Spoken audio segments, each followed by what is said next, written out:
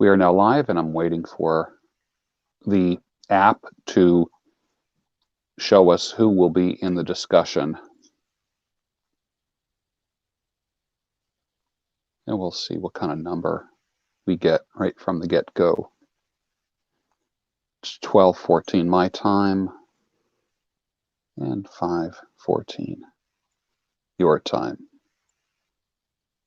Okay.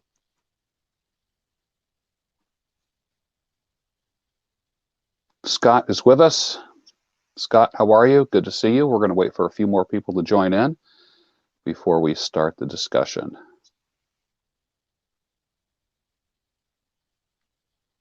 How's the weather up there in Canada, Scott?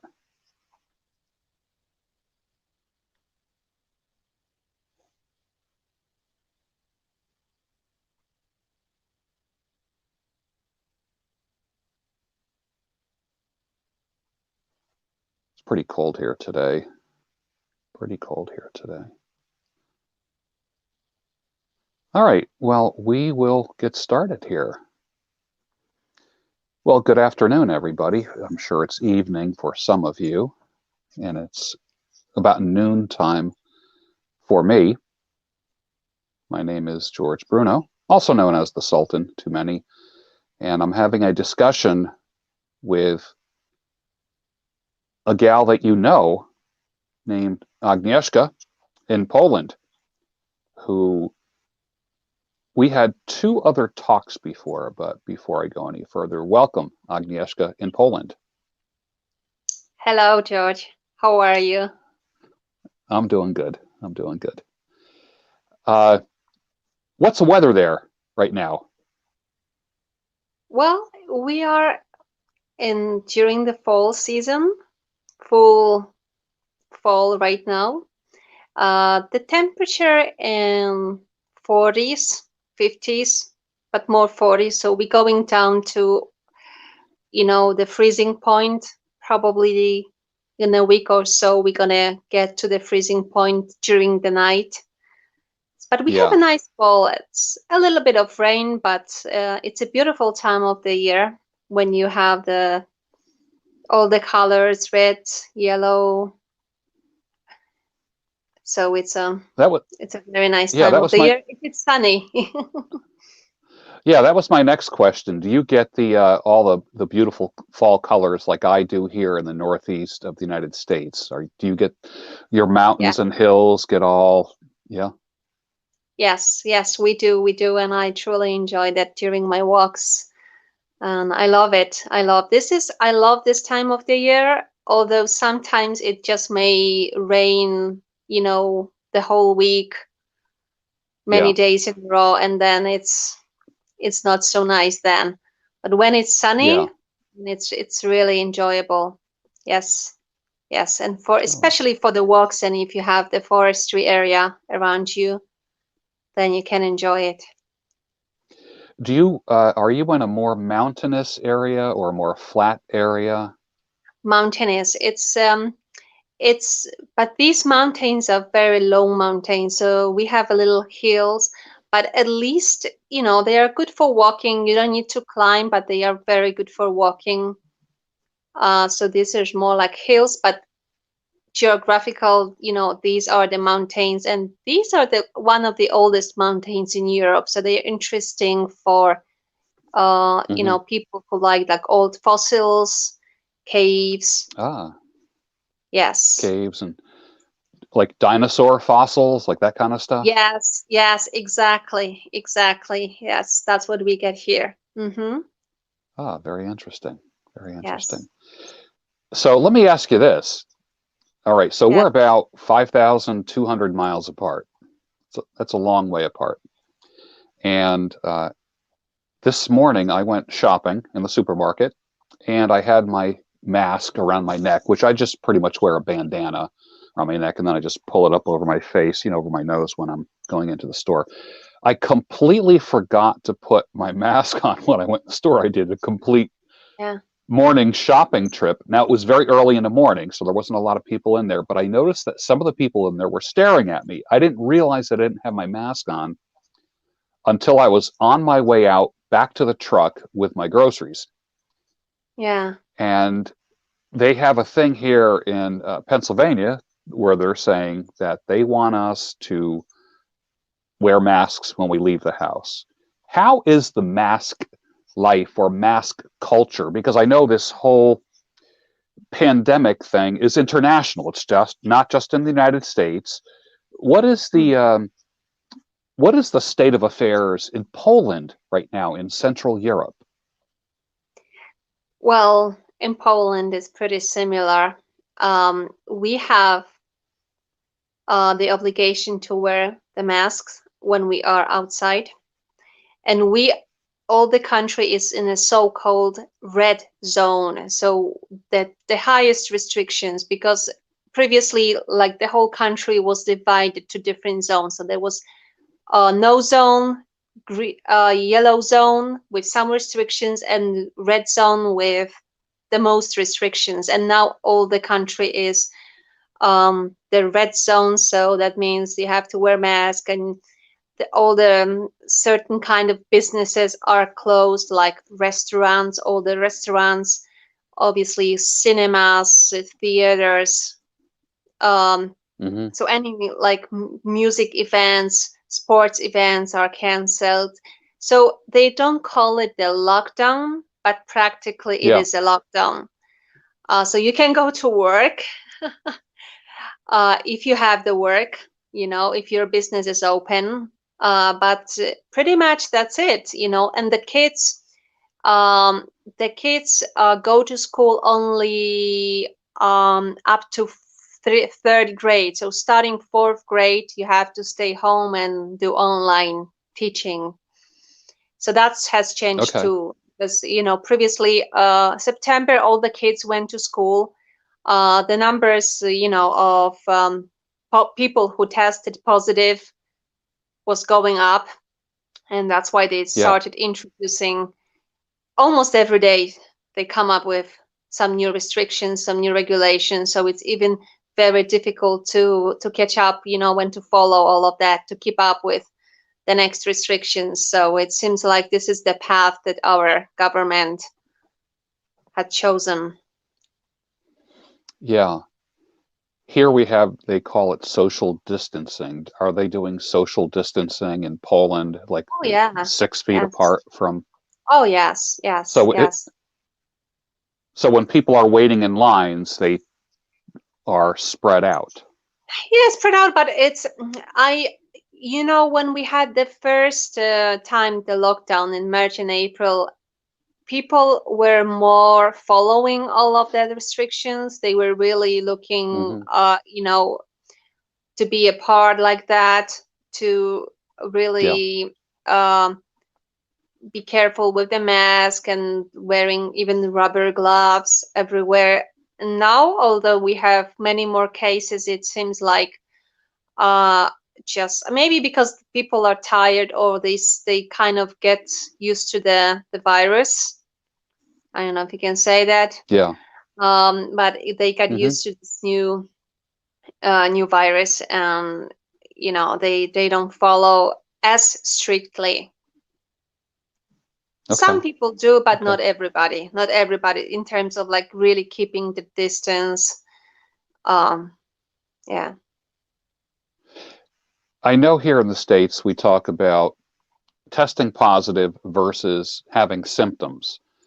Is Right. there a big discrepancy? I mean, I know people who've tested positive and they're fine. They just quarantine for a little bit and then they're fine Yeah. and and they functioned fine. Do you guys have the same kind of thing there? The same stuff. I prefer to always refer to testing positive. I don't like to say sick, because if you have no symptoms, you are not sick. Right. So it's testing positive. I think it's the most accurate description. Right. Yeah. Right. Yeah. Very good. Yeah. So, all right. So here we are. I just had a very cold morning, about 28 Yes. degrees Fahrenheit, Yes. and took my walk, uploaded my video, did a Saturday morning vlog. It's pretty cold. It's going to be, this was our first freezing night, our first night of frost. Yes. And we have this is Halloween night, so Yeah. they're doing all these weird Halloween restrictions. Like they want you to put the candy out on a table, spread apart. They don't want you handing candy to Uh, children like when they come to okay. your front door, and it just kind of takes away some of the spontaneity and fun. Yeah. Just a typical, it just kind of is typical 2020. Like I'm so sick of what's happening with 2020. To me, that's just and some towns are actually outlawing Halloween. And I'm like, okay, what else? What kind of things have been outlawed or put aside or postponed in Poland? Well, on the 1st of November, we have All Saints' Day, and it's a big holiday. So we don't really, Halloween is not our holiday. So people, obviously, the kids are, want to celebrate Halloween, and it kind of was brought to Poland from America. It got some popularity, but our holiday is All Saints' Day. So it's 1st of November, and then it's the 2nd of November when you are remembering the loved one that passed away. So Mm-hmm. all the people on November the 1st, they go to the cemetery, they bring the candles and flowers to the graves of the Yes. people that passed away. And yesterday, so and people a lot of times even travel to the other side of the country with that. It's a very important holiday to people. um and people and yesterday, yes, it was yesterday on Friday evening or afternoon, our government said that they're going to close the cemeteries, so you will not have access. Come on. Yeah. So they Yeah. had said 2 days when people are traveling, they already bought, and there are also many businesses that sell all those flowers, the candles. They have the like a um, temporary kind of shopping arrangements, in front of the cemeteries that they sell the Yeah. stuff like kiosks, right? The kiosks, and many people already, like even my parents, my mom bought some beautiful flowers, and now she cannot go to the cemetery to have those flowers, on put them on the graves, and it was set very late. So all the people who had plans, and that is important for them to go to the cemetery and to visit their loved ones that passed away, and also the businesses that are really connected. So that was Mm-hmm. canceled. Basically, the All Saints Day was canceled. We'll see about Christmas, because you have Thanksgiving, we don't have Thanksgiving, but the next big holiday is Christmas. So we'll see what they do Yeah. about that. And if they tell us, 2 days before. um, Yeah. so it's unpredictable. It seems that it's last minute and people cannot even prepare for that. Um, Yeah. so yes, that's the latest one. Yeah. Oh, wow. Your Christmas is a little bit different than ours. Your Christmas, Yeah. do you celebrate 2 different days? Is that what it is in Poland? Is there a couple different Oh, days? oh, well, we actually celebrate almost 3 days because Christmas Eve Three starts, days. so it's evening supper. Then we have Yeah. Christmas, the first day of Christmas and the second day of Christmas. So Christmas Eve, it's a working day, so it's just a supper that you meet with your family, friends. Then the first day of Christmas is bank holiday, and the second day of Christmas is bank holiday. So two Now, days. when you say bank holiday, that's not a phrase that we say here in the States. What does bank holiday mean? Oh, really? Okay, so maybe it's Yeah. British. Bank holiday means that everybody is off, so Hmm. everything is closed and you off work. Okay. Okay. So it's referring to the businesses. Yes, Yes, yes, yes. Referring to the businesses that you are officially off, you don't go to work, and you are paid, right? Okay. So with your line of work, you get a bank holiday then. That's what it is. It's Yes, you I get two guess it's days a British off. expression. I thought it, well, I didn't realize it was, it was not popular in America. So I don't know Yeah. what kind of name you have for that kind of holiday. We just say holiday. We don't say bank holiday. Okay. So All right. Christmas So would be a let's, holiday and not a all bank right. holiday. So it's a holiday. So, So it's a holiday, but yeah.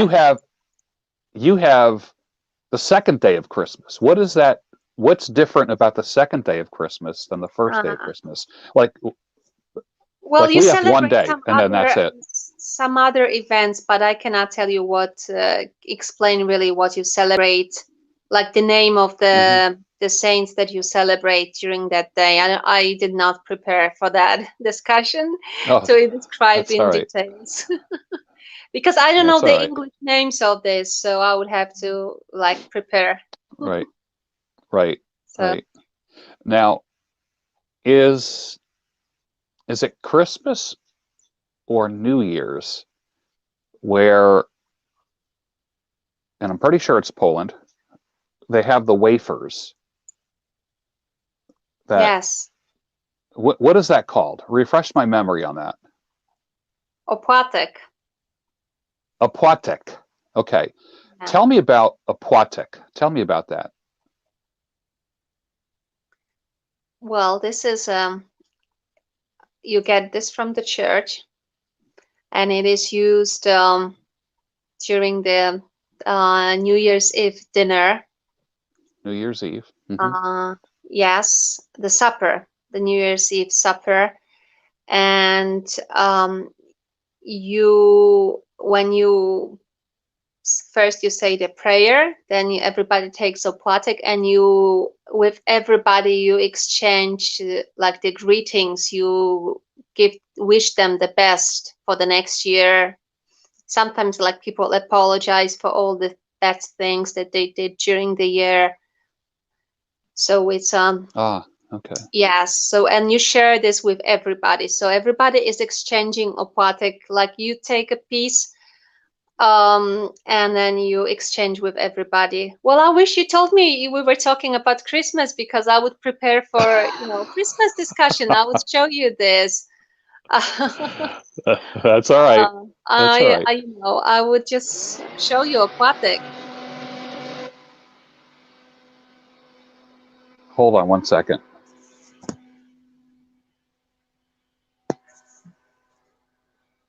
Of course, I got a neighbor right now that decided to do something very Yeah. noisy outside. Um, so it's a time of asking for forgiveness or rebonding with somebody. Is that what it is? Yes, both. Yes, yes, and Okay. wishing them the best. You give the best wishes to Yeah. the people who are gathered and have supper And together. all right, so this is done around like the dinner table, that type of thing. Yes, yes, yes. Okay. Everybody just gets out of the table, and you kind of mix, and everybody is talking to everybody and exchanges I, the opłatek. that's interesting because we don't have anything like that here in the States, and I think we could actually benefit from that. That is a that is a Polish tradition. I don't believe any other countries have a płatek, right? Yes, it's a Polish tradition. I don't know either any other country. So I think it's Yeah, very Polish. Yes. yeah. Yeah. I was during my shopping trip this morning. I was starting to see holiday cookies, and Yes. we have the Italians. We have a thing called angel wings, which is rolled out. It's almost like pie crust, not pizza dough. It's a sweeter dough, and they roll it out real thin, and they cut it, and then they fold it and cross it so it looks like wings, and then it's fried in oil, and they might put powdered sugar on it or something like that. And I saw a box of Polish cookies, the Polish version of that. And I know every culture has its version of a Yeah. fried dough or a fried crust kind of thing. What do you call those? What were they called? The Oh, there are different names of it. I don't know what exactly you call, because sometimes the same dish is called in different regions a bit differently. So I think the name that you had was Chrustik, but where I live, it's called Favorki. So yes, so you have or okay, Chrust, but you can have different names for that. Yeah, okay. yeah, Yeah, everybody has their own version of some kind of yes, fried dough. I yeah, mean, it's a different name, and of course there's a different mhm, yeah. uh, It's very meaning good. behind it, and it's a Yeah, yeah, very sweet. You might have it with a cup of coffee or tea or yeah. something like that, right? Oh yeah. It looks like we have three people from Poland in the chat here today, so Okay. that's pretty cool. Yeah, Hello, uh, Licht. I I obviously I don't know. Mars Ant says hello, my Polish sister. It looks like I don't even know what you would. Can you see that? What's that say? Yes, jak leci. Yeah, so like what's up? Oh, okay, very good. And then this Okay, person here, greetings. Greetings from Poland. Yes. and then let's see. Here's another one from Poland. Yeah. Mm-hmm. Greetings from Greetings from Poland. Ah, Poland. very Yeah, good. I can see. Yes. Okay. And then, unfortunately, I don't know um, all these languages. So, Yeah. all right. So let's talk about as we approach holidays. I was talking on my broadcast today. Well, first of all, let me just give a little background for those of you uh, that have joined us. This is how I know Agnieszka. Agnieszka was my interpreter translator when I was in Poland. And we got to know each other that way. We know each other through social media, through YouTube. And when I was in Poland, she was very helpful and we got to know each other. She's been on this channel a couple times. And we've developed a nice friendship that has just gone deeper and deeper. And it's something I really appreciate. So, and we love talking about cultural things. So this morning I was talking about like a cheese board, a cheese plate with different cheeses and crackers and breads and figs and roasted red peppers and drinking red wine. Uh, you are a wine enjoyer and appreciator. Do you like red wine or white wine? Well, I like both. I like both. However, I have a slight preference for red wine, but it depends what I eat, but also what is the time of the year. So now in colder weather, I prefer red wine, dry red wine, Mm-hmm. and Mm-hmm. in the summer, the lighter white wine. So yes, I like both, but I actually my preference is red wine. When I think generally it's red wine that I like, and I like those dry red wines. Uh, I like all different kinds, but with I prefer the ones with higher level of tannins. Yeah. So I like those really heavy red wines. As these are my favorite. So Yeah. so one of my favorite grape for that kind of heavy wine is the Spanish. It's the Spanish grape Tempranillo. That's a Spanish wine, and it's the name of the grape. And the region that it's grown is called La Rioja, and it's a very good representation of this heavy red wine with the bit bigger level of tannins. So I don't know if it's available in the States. I know that I've read somewhere that this grape they tried to grow in the States, but they didn't have much success. So the conditions maybe Okay. here are not the same as in Spain. Maybe it's, I don't know, the climate is a bit different, the soil is different, so they did not have Yeah. much success. But I really, really enjoyed this wine, so I can't wait to open the wine, the bottle of wine. But So it's a I think Spanish wine. it's a Spanish wine. I generally like Spanish and Italian wines and French. Because I live in Poland, so you can get those French, Italian, Spanish wine for very good price because Yeah. obviously we are very close. So in the United States, you would have to pay a lot of money because Sure. the wine is transported. So the same for me to buy good American wine, I would have to spend much more money. So it kind of makes sense that you probably drink more of the American wines, which are also very good. It's a new world. They call new world wines, and these are the old world wines. So I see. you can find good wines from both worlds. So yeah, Hmm. it's a good thing to try different ones and see what you like.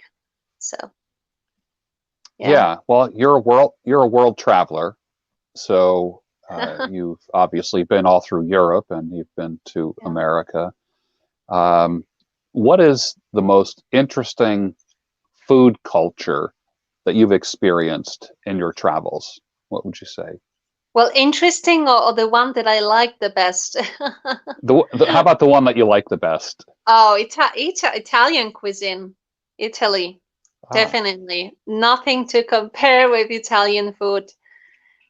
yeah. The simplicity, the ingredients. Oh, and you have Italian food everywhere in the world. You will always have Italian restaurants everywhere, but the quality that you get in Italy, and especially that they really go for simplicity. So very few ingredients, fresh Hmm. ingredients, from like if you are in the area because they have a lot of volcanoes, so they have volcanic soils in some areas, Yes. so you got really good ingredients like vegetables that are really, really good. So yes, Italy is my favorite. Oh, so you always go. It's like a food experience in Italy. You go obviously for great architecture, art, museums, history, Yeah. but then a big part of it is food. Yes. Yeah. Definitely. Hey, let's Yeah. go. Let's circle back to the wine you were talking about. What would you Yes. pair that wine with? I was talking about that in my Saturday morning vlog. What would you pair that? What do you call it? Yeah. Tempranillo? Is that what you call it? Tempranillo. It's double Okay. L because it's in Spanish double L. You pronounce certain way, right? Double L. Okay. So Yeah. it's Yeah. Tempranillo. I probably not don't pronounce it, perfectly, but yes. Well, with meat, yes, it's a heavy red wine. A lot of tannins, so red meat, that would be perfect. Hmm. That would be perfect. I'm not a Yeah. great expert on wine, but just like some basics. Yeah. So yes, Yeah. definitely I with food that contains more fat, like a fatty food. So it's a winter food, yeah. right? Like we have now that you in the summer you prefer eat, having maybe salad, light stuff. In the winter we go for more heavier stuff. Yeah. Yeah. Yeah. I was talking about how a lot of people like at parties, dinner party, or you go to someone's house, Yeah. they might put out some cheese and crackers and some wine. And I can actually have an entire meal, put out a plate of 3 or 4 different cheeses, some figs, roasted red Yeah. peppers, a few different kinds of olives, maybe some capers, because I want the savory. I want that bitter. I want the salty. I want the Mm. fatty meats. I want the prosciutto, the sopressata, Yeah.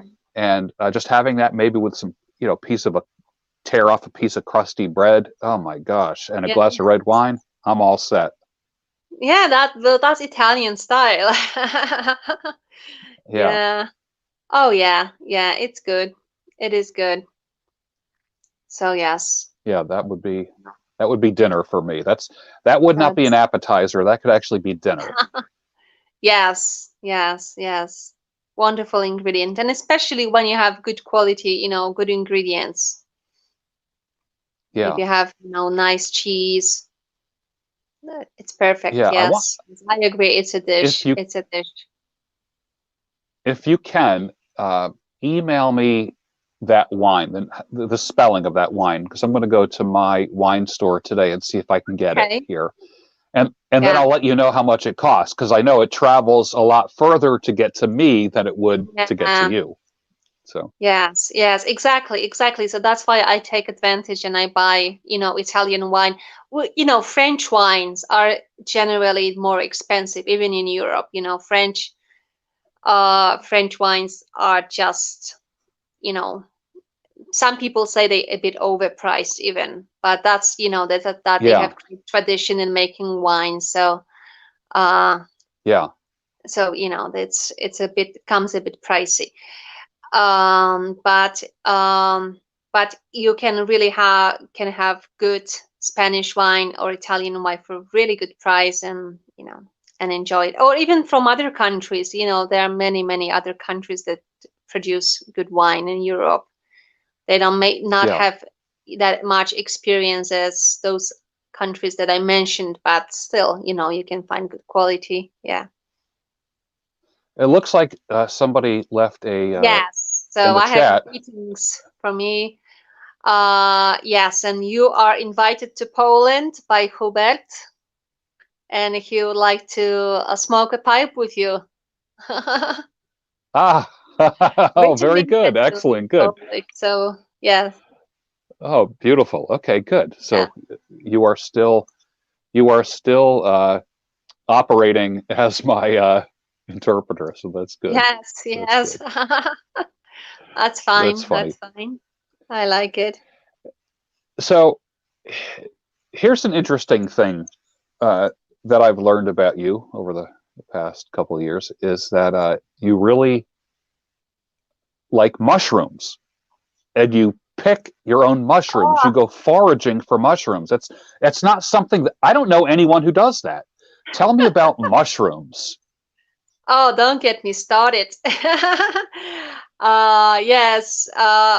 Well, it's a pretty popular thing in Poland.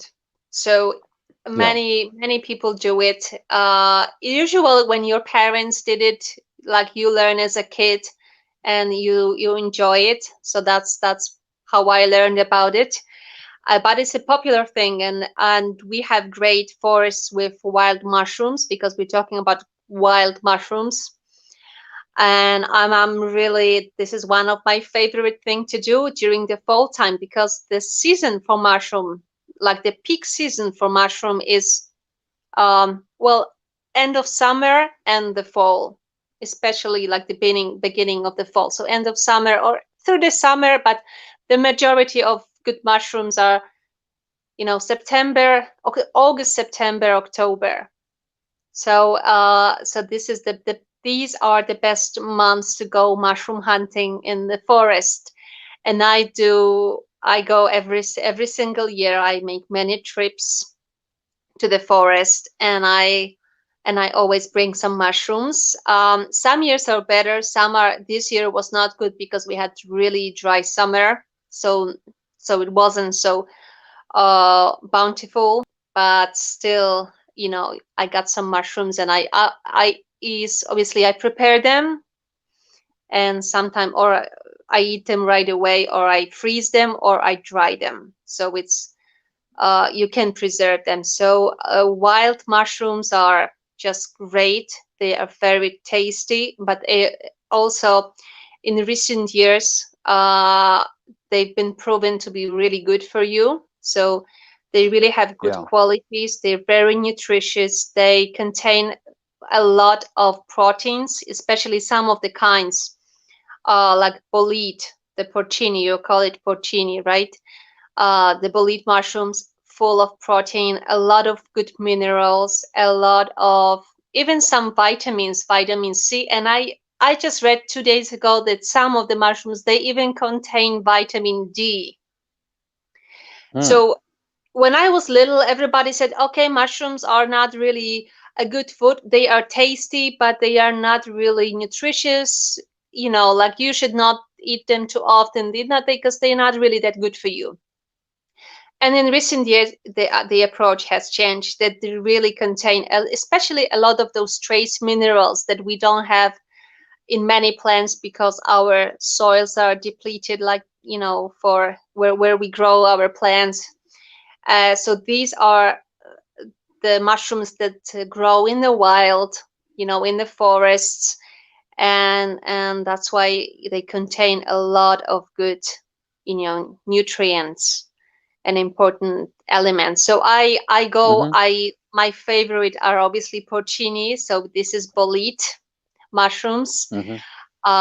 which I did not find many this year, but these are my favorite, and these are considered generally one of the tastiest mushrooms in the world. So you have a lot of restaurants that you have dishes, you have risotto with porcini. Yeah. You can make, this is like a great addition to meat. So it's on the side. You have mushrooms. You can make so many dishes with them. Oh, and the soup, the mushroom soup with my wild mushrooms. So the cream soup, which Mm. I'm quite often too in the winter. So these are a great, the parasol mushrooms that I've come across. Uh, okay, well, somebody just said a joke. Oh, okay. Tell Yeah, tell me the that's a joke. joke. No, I'm not gonna translate that. Okay.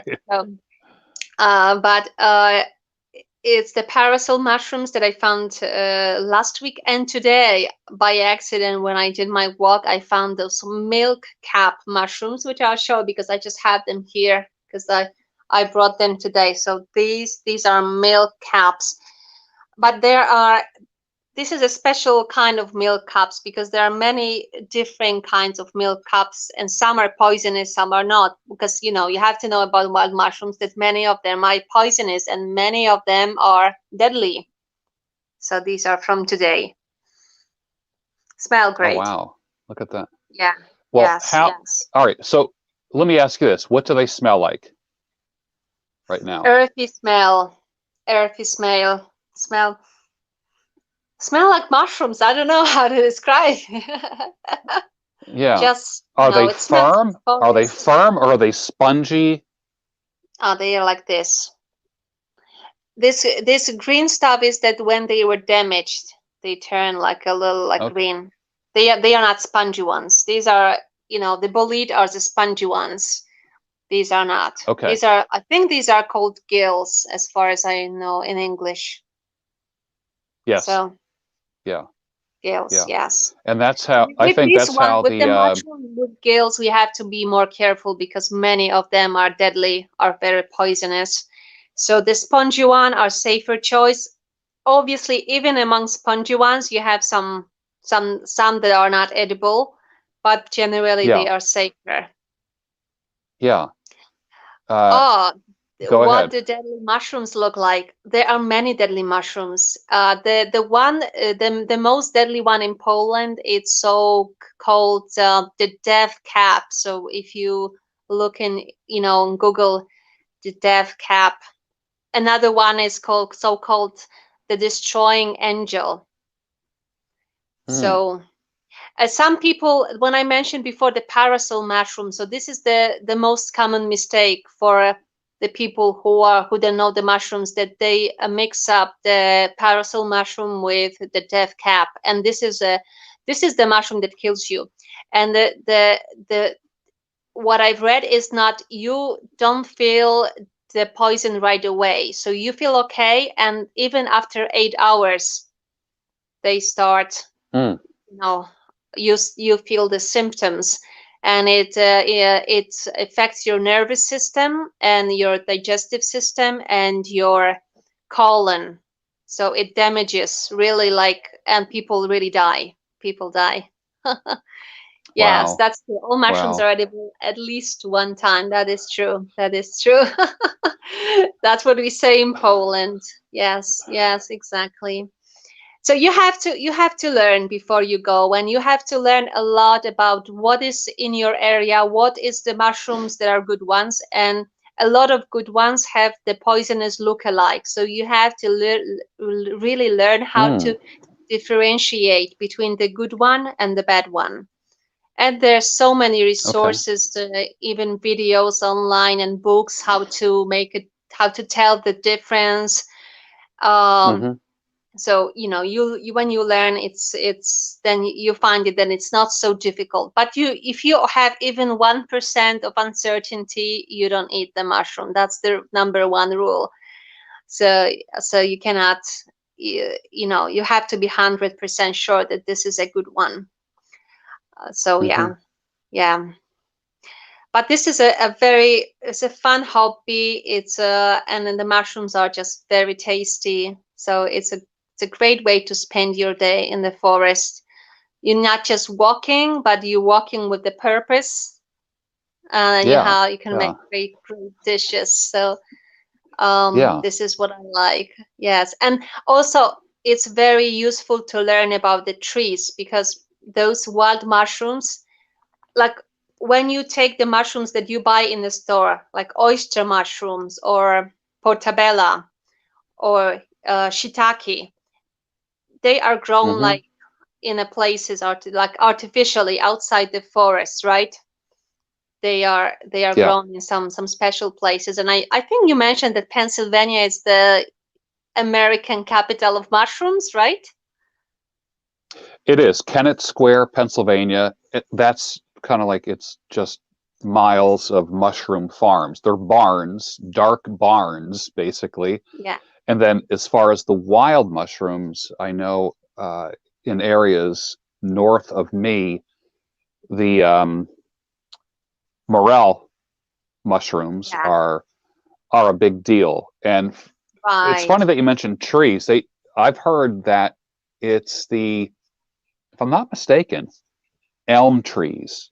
The morels Hmm. have some kind of symbiotic relationship with Yeah. elm trees. So you look for the elm trees, and then they could be, Right. yeah. Yes. Well, the morel mushrooms are not really common in Poland, so I've never come across, so I cannot tell you about really specifically morel mushrooms, but this is the difference between the mushrooms that you buy in a store. The wild mushrooms, you only can find them in the forests, because they create Hmm. a symbiotic relationship, which has a special name, mycorrhiza, with the roots of the tree. So you need really the Okay. trees to have mushrooms. So when you think Okay. of bolete, they create this connection, this association with pine trees, with spruce tree, I think that's the name. Yeah. With Hmm. oak trees, with birch trees, with many trees. But some mushrooms connect only with certain, like one type of tree. So it's really Okay. helpful to know the trees, and then look around the trees to find, for example, these ones, the milk cups, very common with pine trees. So they like the pine trees, this kind that I have. So we What have the what forest will with you pine trees. what will you do with those that you just showed? Like what tell me how you will prepare them, how will you eat them? Yeah, well, these ones, I've never made these ones because they are not my favorite one. So I probably just have to fry them with butter, and I'll have it as addition to the meal. That's, I think, Okay. what I do. Because with porcini, the bolete mushroom, I will make a soup, or I would make a risotto. These are like better to eat, or people make scrambled eggs with them. So cut them, Okay. Fry them with and then scramble eggs. They're very good. Or Okay. What marinate. is your favorite mushroom? Well, Oh, well, okay. well What is the your bolete, king bolete, or you call go it porcini. That's my favorite. Favorite. That's the best mushroom. how well then how do you prepare your favorite? Well, How do you I prepare them? prepare it. I either I prepare it in a soup, so I'll make a cream soup, Mm-hmm. or I prepare Oh, that risotto. sounds good. Yeah, Yes, that sounds yes, good. we call it. Okay, hello. Yes, we call it cream soup. In Polish, krem z borowików. Okay. Okay, for Well, Polish listeners, yes, a popular you dish know in restaurants. last year I started drinking mushroom coffee and Yes, for its nootropic effects. So there is some kind of right. synergistic effect with the caffeine and such. Uh, who would have thought that mushrooms would have a nootropic effect? That they're good for your brain somehow, neurologically, you know? Well, yeah, they have many different purposes that they can serve. Yes, yes. I mean, some of the illegal substances are made can be made from mushrooms, for people. Yes. Yeah.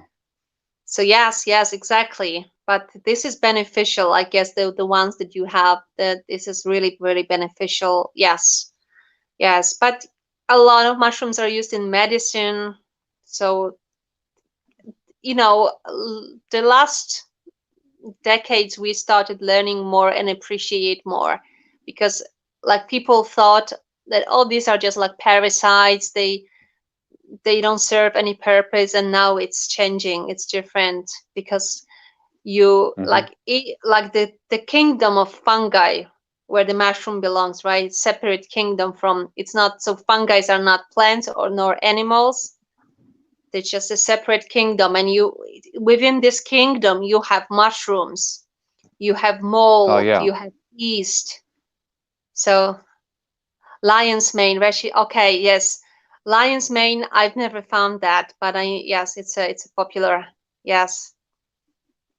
So Hmm. within that kingdom, you have a lot of different kinds of organisms, and they just used in many different ways. So you think that the yeast, you use it in a bakery. You think Yeah. that from the molds you get penicillin, which is the first antibiotics. Many, many, Yeah. many different ways you can use the mushrooms. Yes. Very interesting. Very interesting. Yes. Yes. Yeah. Uh, Fascinating. Yeah. like for instance, well, like when I want mushrooms, I just go to the store and they're on the shelf in the produce section. It just never occurs to me to go out mushroom hunting, but it just sounds absolutely fascinating. Wasn't there a guy on Joe Rogan, some like mushroom Yes. expert guy? Oh, yes. It's a great interview. What's his name? Pat Statman? No. Stamet? Oh, I don't recall Stammet, his. Stammet, Stamet. Paul. yes, Paul. Paul Stamet. Yes. Yes. that's Yes. Oh, different than Pat he's a Stedman. mycologist. Pat Stedman is the he's Yes. the dating Yes. coach. Yes, yes, I remember him. You see, I mixed two names, but yes, and he's a mycologist, so he explains very well. Gives Hmm. because you know what is the biggest organism in the world, living organism? It's the mushroom, and it's Mushroom is located. Oh yes, and it's located in the United States, in a state I think of really Oregon. Yes. no kidding. And then what I've read is the size of it. It's I think of over 1,000 football fields.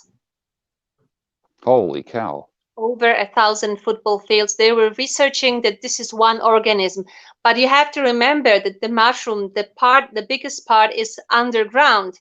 So what we see here, like this is just the fruiting body that you see outside, Yeah. but the most of it is underground. Okay. So Interesting. Now, it when I think about mushrooms, obviously there's some people that are talking about magic mushrooms, the more hallucinogenic things.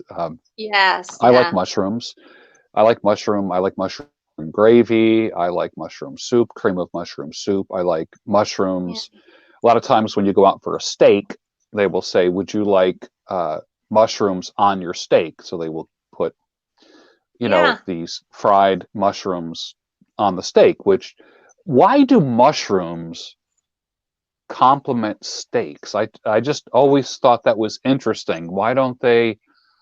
Why do mushrooms and beef go together? Any idea? Well, it's an earthy taste. It contains also a lot of proteins. That like the bolete mushrooms. Then the other name, like a Mm-hmm. Polish name, is that this is the they used in the past was this is the meat of the forest.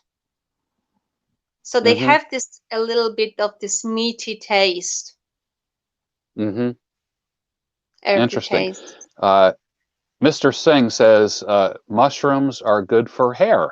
Okay, that's interesting. Uh, I red didn't red know that. mushrooms. I don't know what is RE.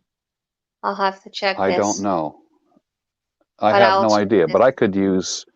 I could use some mushrooms then. That would be great then. Maybe get some hair back. Who knows? Yeah, yeah. Uh, Cat Cat Dancer 76 says mushrooms and red wine go well together too. Okay, that's cool. Oh yes, yes, exactly. Yeah, I like that too.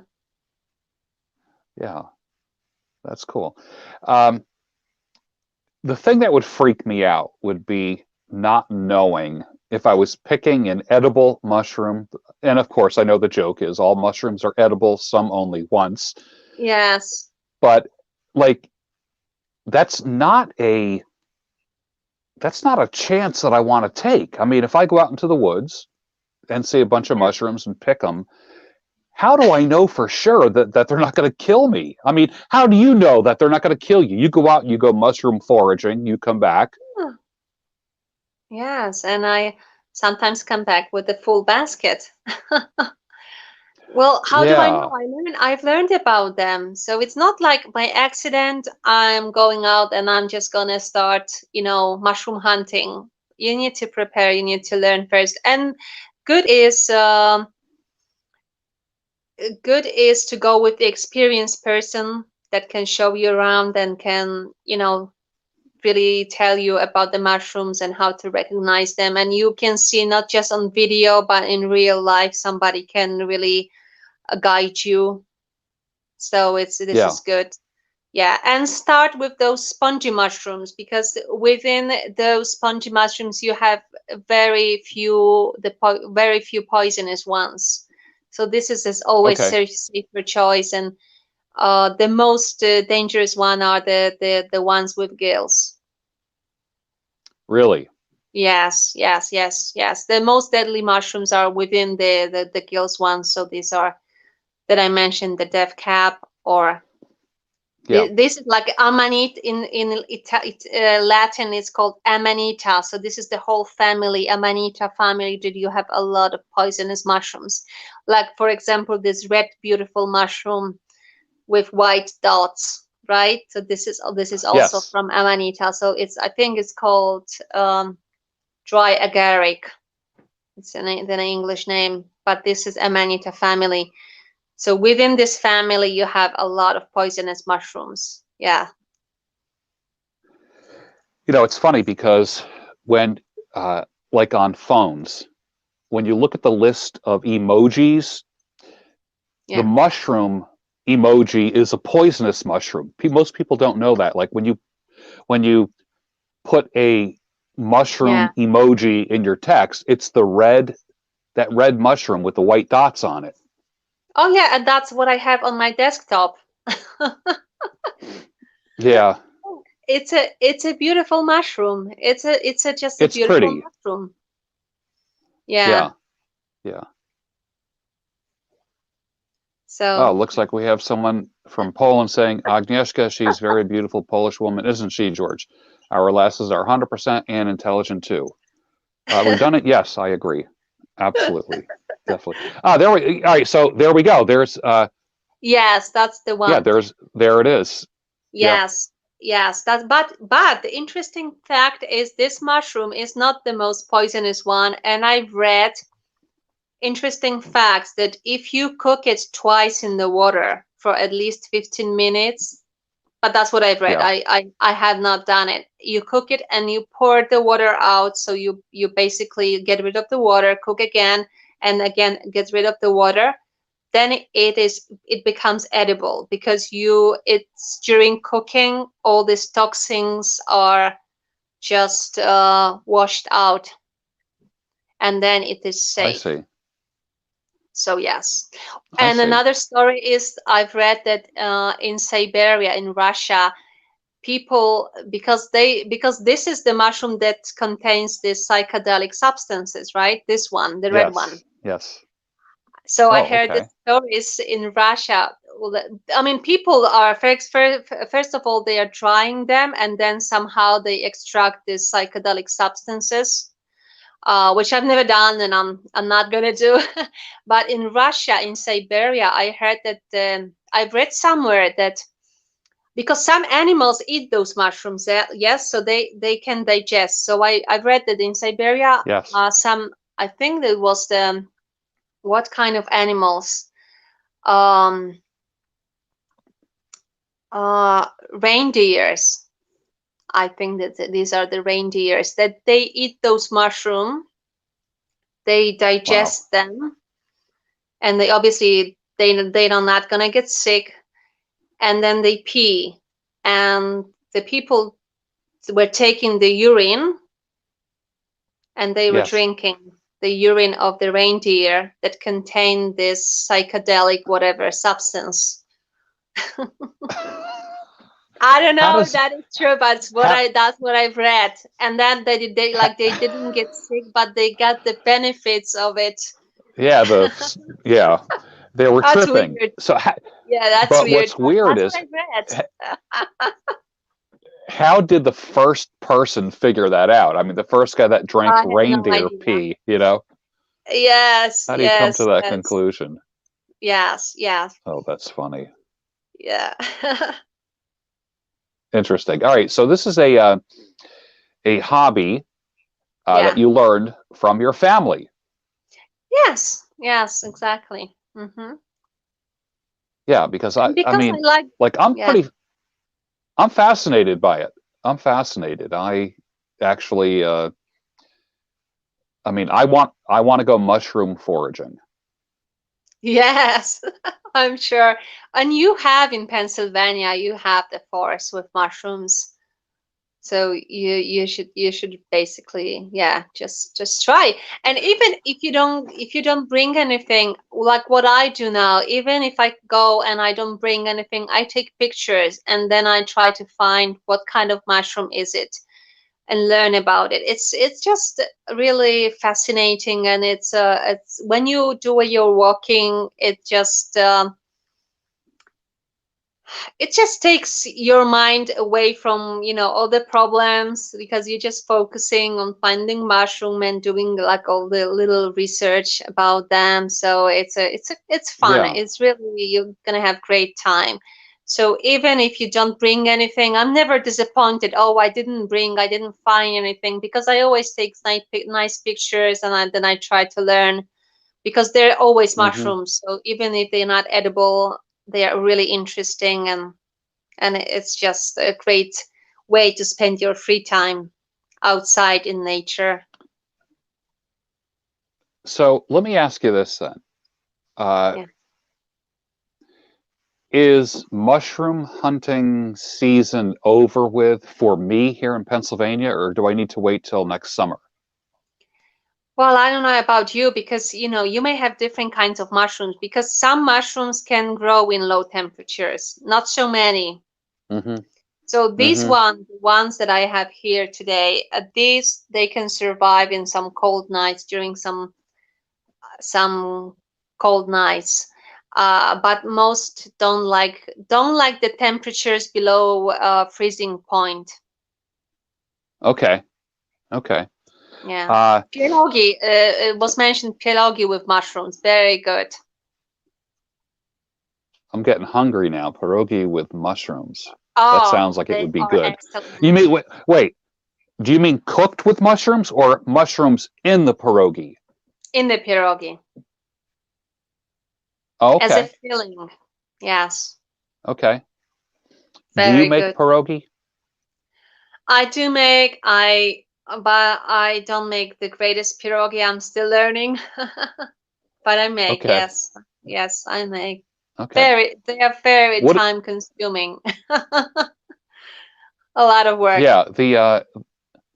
The Orthodox Church near me, I think it's called Holy Ghost Orthodox Church. They have once a year they have a pierogi fest, and they use it as a fundraiser for the church. And all the old Orthodox ladies spend weeks in the kitchen of the church making these things, and you can order however many dozen you want, and it goes to uh, the proceeds go to whatever ministries or something in the church. But they have a once a year Wow. pierogi fest, and people say that they are the best pierogies ever. And there's a lot of at this particular Orthodox church, there's a lot of Polish nationals and older Polish women. Yeah. So I thought that was interesting.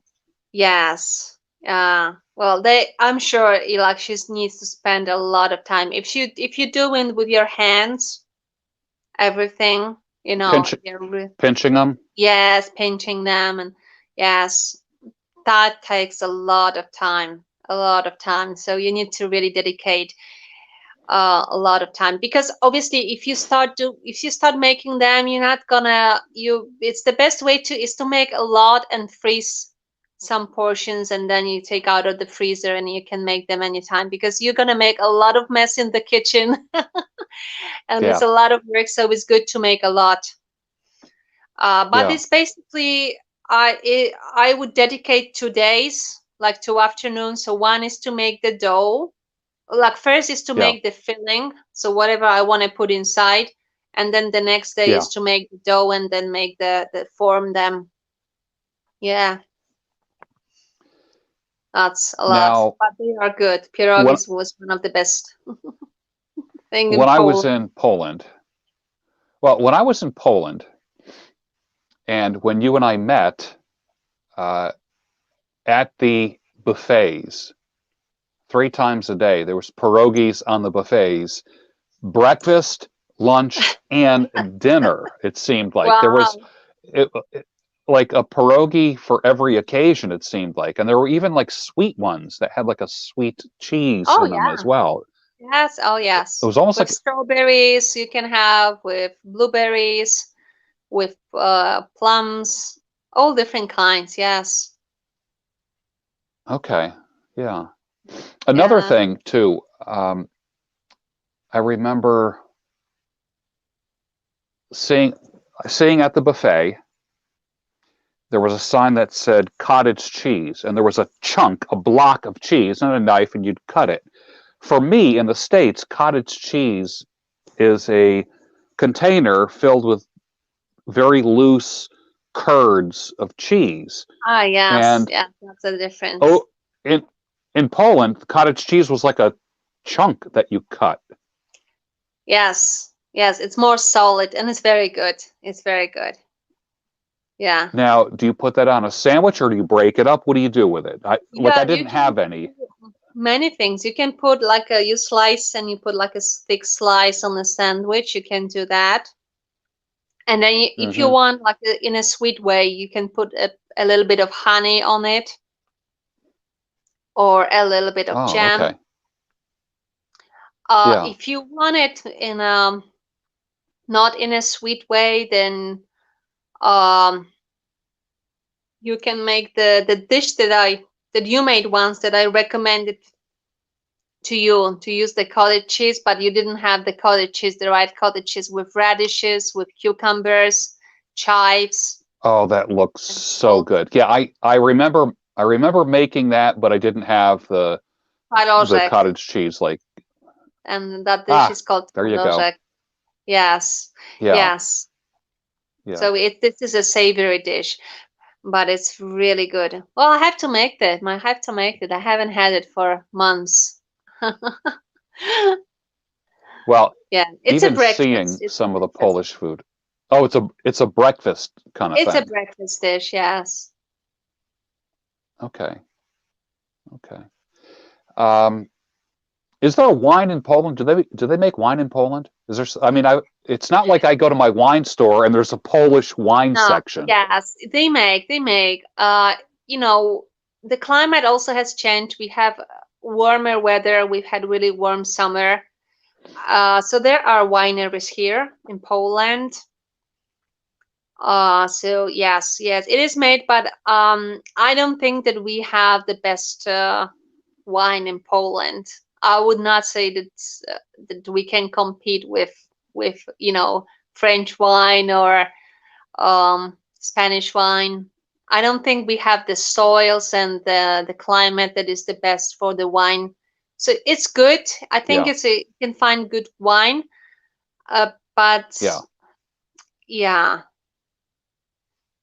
this is not, I think, our speciality.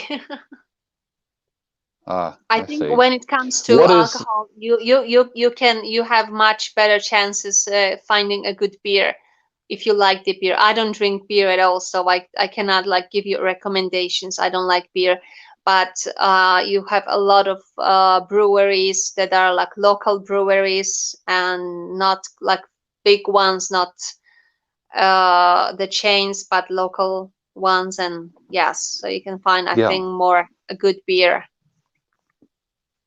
John Hoover says, stick to the vodka. Yes. Yeah. Yes, vodka is Polish specialty, and you'll find very good quality of vodka in Poland. That is true. That is true. Yes. I'm trying to think And what would be the this best is the brand drink of for weddings. vodka. Hmm? I'm Sorry. I'm just trying to think what would be the best Polish vodka that I could get. Do you know of any brands or anything like that? I don't know. I'm not. I haven't had vodka for I don't know a couple of years. I don't. The like the high quality. I think it was. Mm,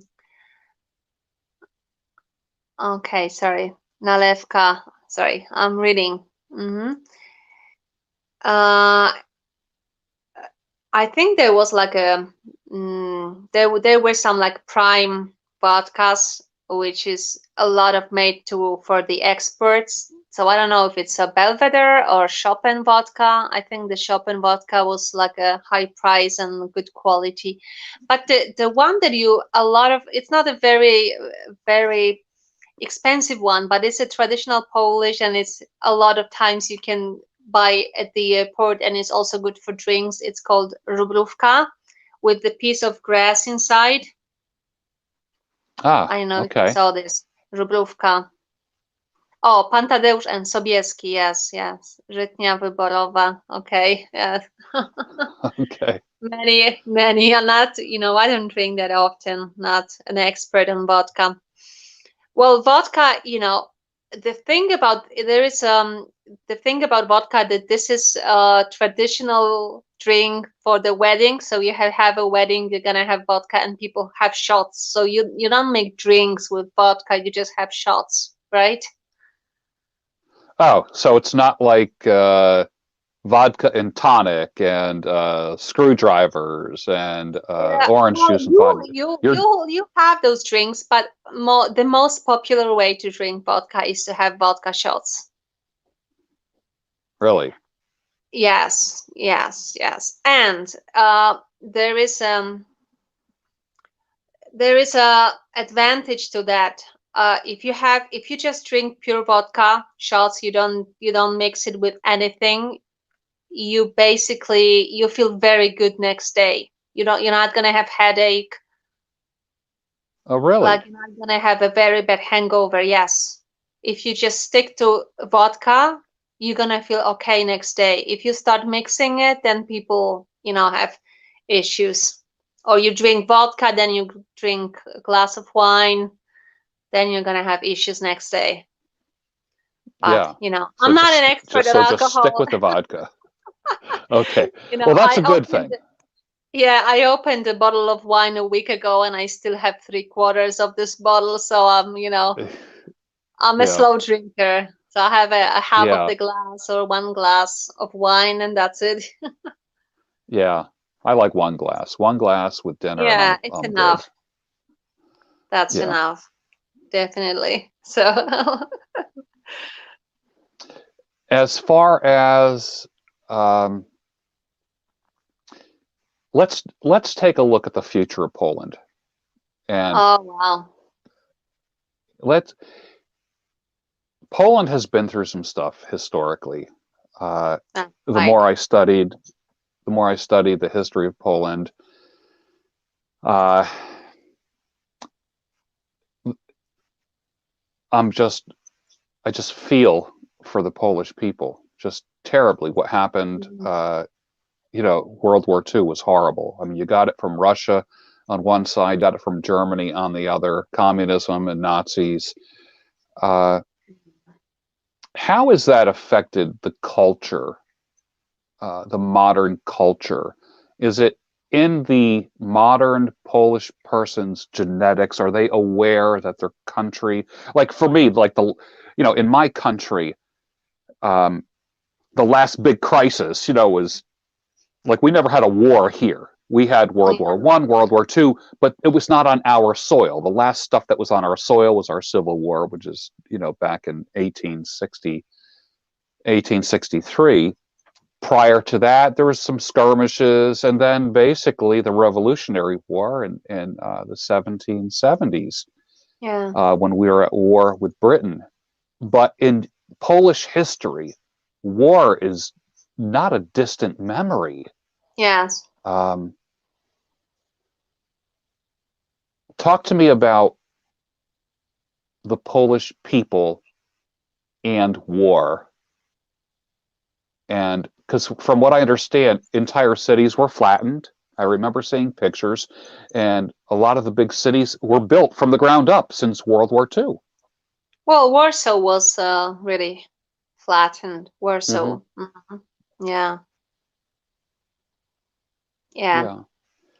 Well, it is in the memory of the older people. The young generation, it depends. You have groups that are interested in history and they love to really dig into the history and find out about what happened, and they are really like patriots. And there are just young generations that they're just not interested in that and they don't care what happened. And so it depends.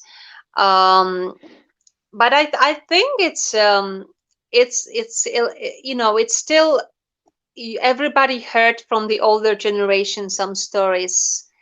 Mm-hmm. So I think it affects it somehow it is in your genetics because Mm-hmm. it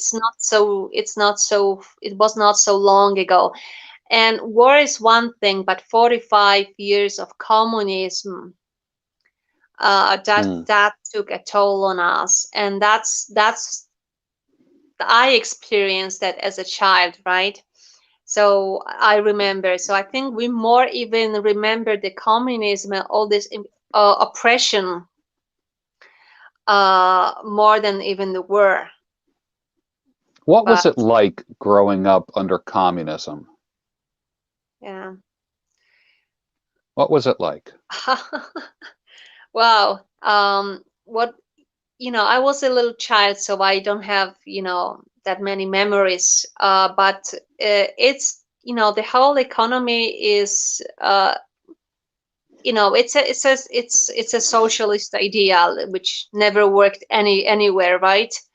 So it's economically it's never effective, so Wait, that means that you you're telling me that socialism doesn't work? Not that I'm aware of. Okay, okay, because I see Yes. there's a big push. There's a big push here in the States to become more socialist, and I'm thinking people Yeah. need to listen to more Agnieszka to see that socialism is not a good thing.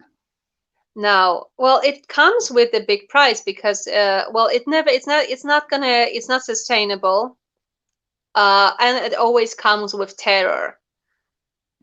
It always comes with Mm, terror. mm, You're gonna have censorship. You're gonna have, uh, involvement of the government in everything. You don't have yes, personal freedom. You're under scrutiny. You know you cannot do what you don't have economic freedom. So as in the socialist, like you basically have no private property. So when you mm, think of it like the pure communism, it means that you are deprived of your private property. You don't have the land, you don't have your business, everything is owned by the state. This is yes, like the version of pure version of communism, that there's no private property. So like people need to be aware, okay, that if you turn that way, that you're not gonna enjoy uh your little piece of land or anything that you own. Everything can be taken away from you. So one day you're gonna have it, and next day they're taking away from you, and yeah, they nationalize. So everything is nationalized. And obviously, it's, as I mentioned, it's economically unsustainable. And when people think why the communists fell in Poland, and obviously we think about all these movements, solidarity, all the political changes. But really, the biggest reason why it fell in Poland was economic reason, because Poland was going to go bankrupt, because ah, really all the strikes were starting in Poland, in 80s, and uh, you know yeah, they were more and more violent, and you could not buy anything in a store. So you had money, but the shelves were completely empty. There were shortages. There were shortages in the production plant, like factories, so they could not produce because they were missing certain ingredients or certain things that you need to build something. Like you need to build a car, or well, maybe the car is not a good example, but you produce something in a factory, and you don't have what you need for the production. So it's the economy of shortages and regulation. mm, So everything is because there's shortages, then you are only allowed, like food, you are only allowed, I don't know, 2 pounds of meat per month is for family. So everything is just controlled by, centrally. And even if you have money, you don't have the access to what you want, mm. and how much you want. So Yeah, you speak very fluently about this, and part of your background is you have studied economics and have a background as a uh, economist and supply yeah. chain person, and that a lot of people don't realize that. So I just want to give them a little background about you. That this is you are now we're speaking your language right here. This is, I mean, I'm It's talking with a highly educated, uh, postgraduate level economist here. okay. More than just a pretty face here. So, yeah, definitely. Let me ask you this now: did you grow up? All right, so you grew up under communism. Did you grow up learning the Russian language? Did you have to learn Yes, Russian? yes, that was a compulsory language at school. So I was able to speak Russian fluently, but I haven't used the language for 20 years. So, I could hardly remember anything, but it would be not too long to refresh it and remember everything. And even to remember the letters, because, they have different alphabet, different letters, to kind of Yeah. remember that. Um, Yeah. So yes, but we had to learn it. Yes, definitely. So how, Polish. We had the Polish government, but it was not independent. It was 100% control by Soviet Union. So yes, yeah. are there many Americans living in Poland? I don't know how many, but more and more. And I don't know if you follow the latest news, but was a big announcement. I think a month ago that United States withdrew some of the American troops, and they are setting up more of them in Poland. So we're gonna Withdrew have them more. from Germany. Germany, yes. So this is like Okay. I think it was a month or 2 months ago, that movement, because basically Trump's approach is to withdraw some of the American troops from different countries in the world, and one of them, Okay. it was he reduced the number of troops, American troops in Germany, but he increased in Poland. So obviously we're gonna have more American troops, and they are gonna come with families, and there will be some employees that are also Yeah. coming together with them from America. So you're gonna have those people. We have some people who work here in because we have a lot of international corporations, American corporations. So a lot of time they also bring some people from the United States, some higher management, um, some representatives, and we have them here. And also you have people who teach English, so English teachers, American. Ah, okay. That's Okay. another a group. So yes, Interesting. Yeah. yes, So yeah. let's give the audience a little bit of a background here about the how Europe is laid out. I was told people sometimes call Poland Eastern Europe, and one of the do's and don'ts of going to Poland is you don't refer to Poland as Eastern Europe. Poland is Central Europe. Eastern Europe would be what countries? Tell us. Well, Eastern Europe would be our neighbors on the east. So it will be Lithuania, Belarus, Ukraine, Estonia, and obviously Russia. Hmm. Uh, and yeah, so that will be Eastern Europe. Okay. And Central Europe would be what countries? Poland and what else? Poland, because then Poland, and then south of Poland, you got Czech Republic, you have Hungary, Slovakia, well, Slovakia, Czech Republic, then Hungary, Austria, maybe that could be considered, or maybe Austria. I don't know if you could consider it central, but yeah. And then Western Europe would be what? And See, a lot of Western people will don't know be, this. no, really, please. No, I think they know. I think they know. But anyway, well, Germany, Netherlands, Belgium, France, Hmm. those countries, And and Switzerland, like those smaller ones, Luxembourg. and you have a coastline to your north. What We do. sea is north of you? The Baltic Sea. The The Baltic Baltic Sea. Sea. Yeah. And that is a very cold water It's a very sea, cold correct? water. It's a unique sea. It's a unique sea because it's the sea that a lot of rivers, Polish rivers, fall into that sea. So the sea has very low level of salinity, and I'm not sure if I'm using Mm, the right term. This, the way how salty it is, yes, very low. yes. So like Hmm. like the average salinity in the ocean worldwide, it's 35 not percent, but what do you call it?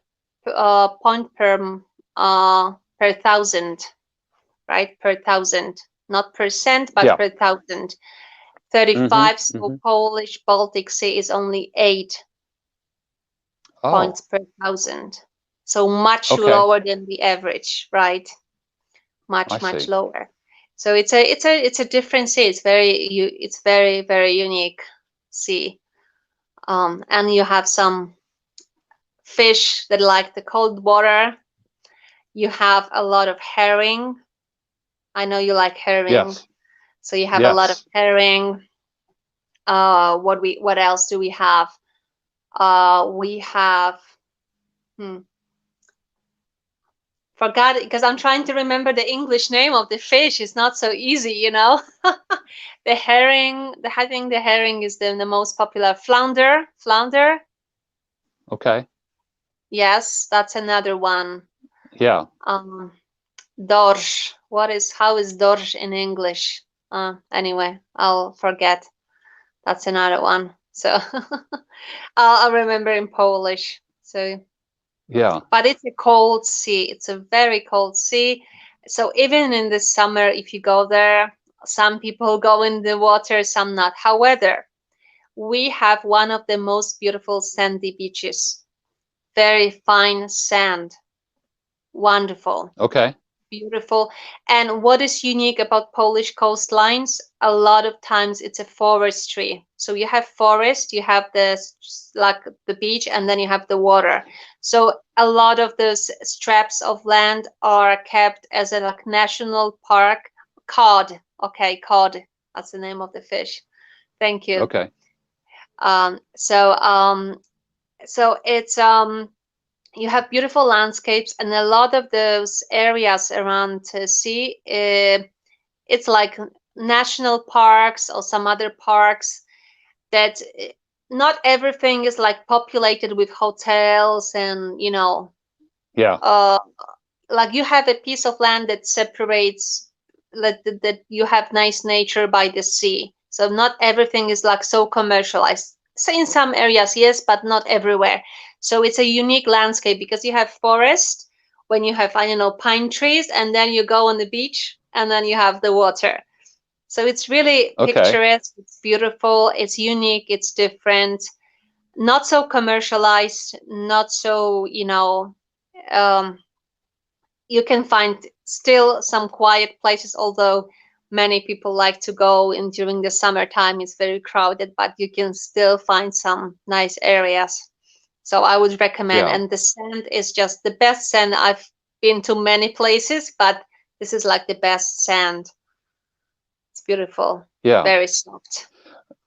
What now, as a world traveler, what are your favorite beaches and why? What is your favorite beach that you've Well, ever I been don't to? know because I'm not such a. When I travel, I more travel for architecture, museums. I don't go, so much, on the beach. So you're not just So, going somewhere and laying on a beach chair no, somewhere. no, no. I maybe for one day I would do that, but not really. That's not my. That's not the way I travel.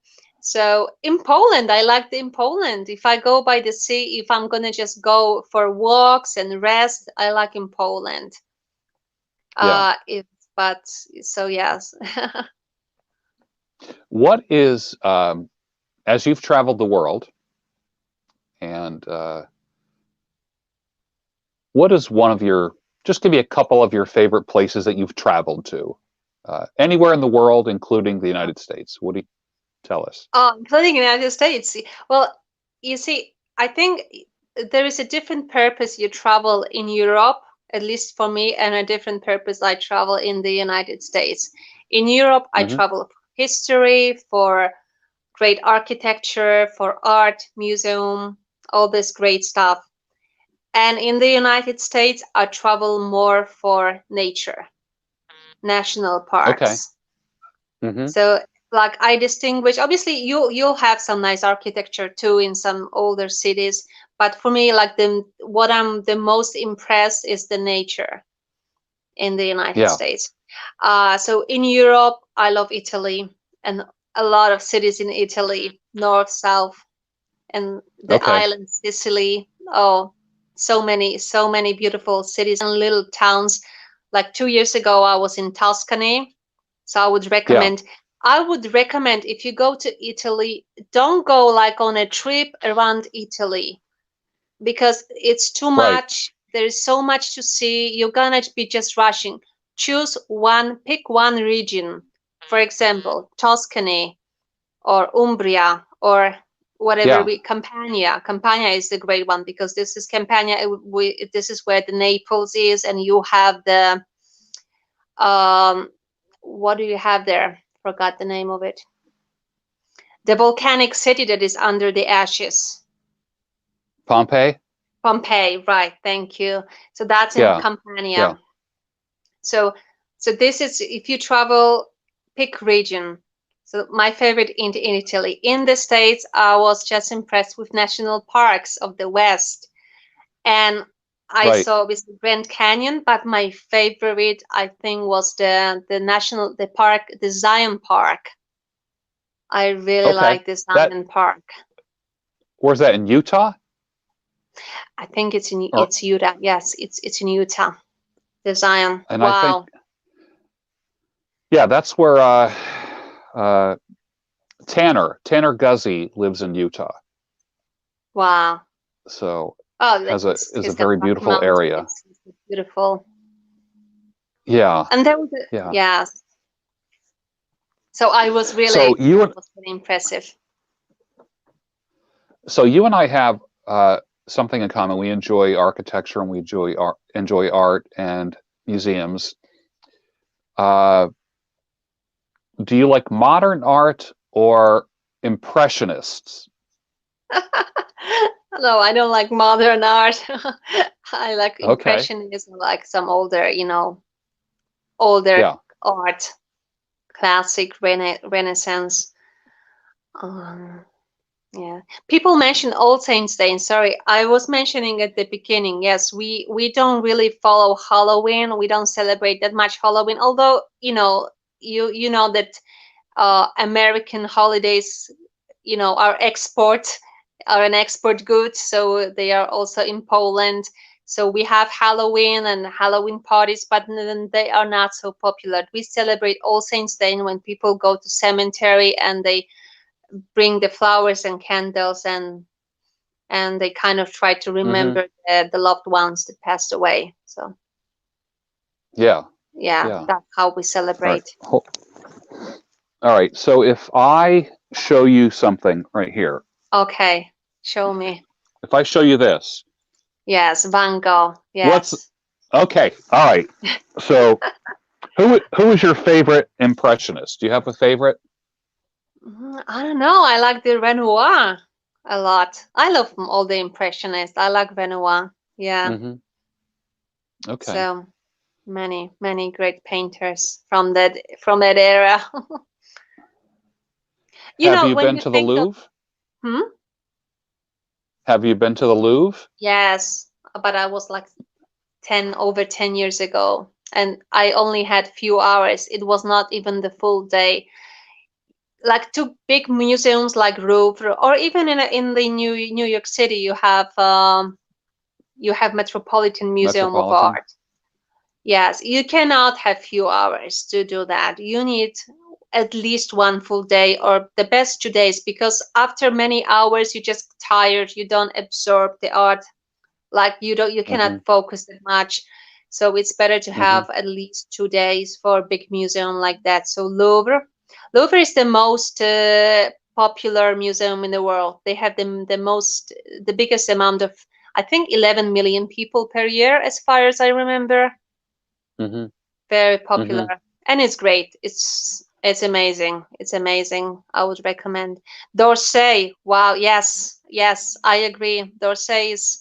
I think I even liked more the Musée d'Orsay in France because it has great impressionist collections. That's right. Yes, yes, I like that because Louvre Excellent. has all different kinds of arts, ancient art from all ages, and Mm-hmm. D'Orsay has great impressionist. Mm-hmm. Yeah. Uh, you are now. We're covering a lot of different ground here with this little Yeah, conversation. we're just We went skipping, from jumping from uh, topic to topic. mu- mushrooms to museums to communism to Yeah. everything. But when you Uh, think of communism, think of the art and architecture of communism, how ugly it is. Like when I Stark. look at, yes, when I look at, like, we have a lot of buildings from that era, very ugly, very depressing. There is no beauty there. None. And that Mm, should tell you something. yeah. It's very gloomy and ugly. When when you and I went to what do you call it, like Old Town Warsaw? Yes, Old What Town. was that area? Old Town. All Old right. Town, yeah. Very beautiful. Very beautiful. Yeah. Very quaint. Uh, Narrow streets. Yeah. Um, that was a really fun day. And then right across the street from the hotel was this palace, this stark. Yeah. I don't think it was very beautiful. Tell us No. about that. It's a symbol. It's a symbol. It was built. I don't remember what year it was. In 50s. I cannot tell you exactly the year, but it's called. It's a gift of people from Russia to Polish people. That's what it was. So it was just to show, how great uh this kind of uh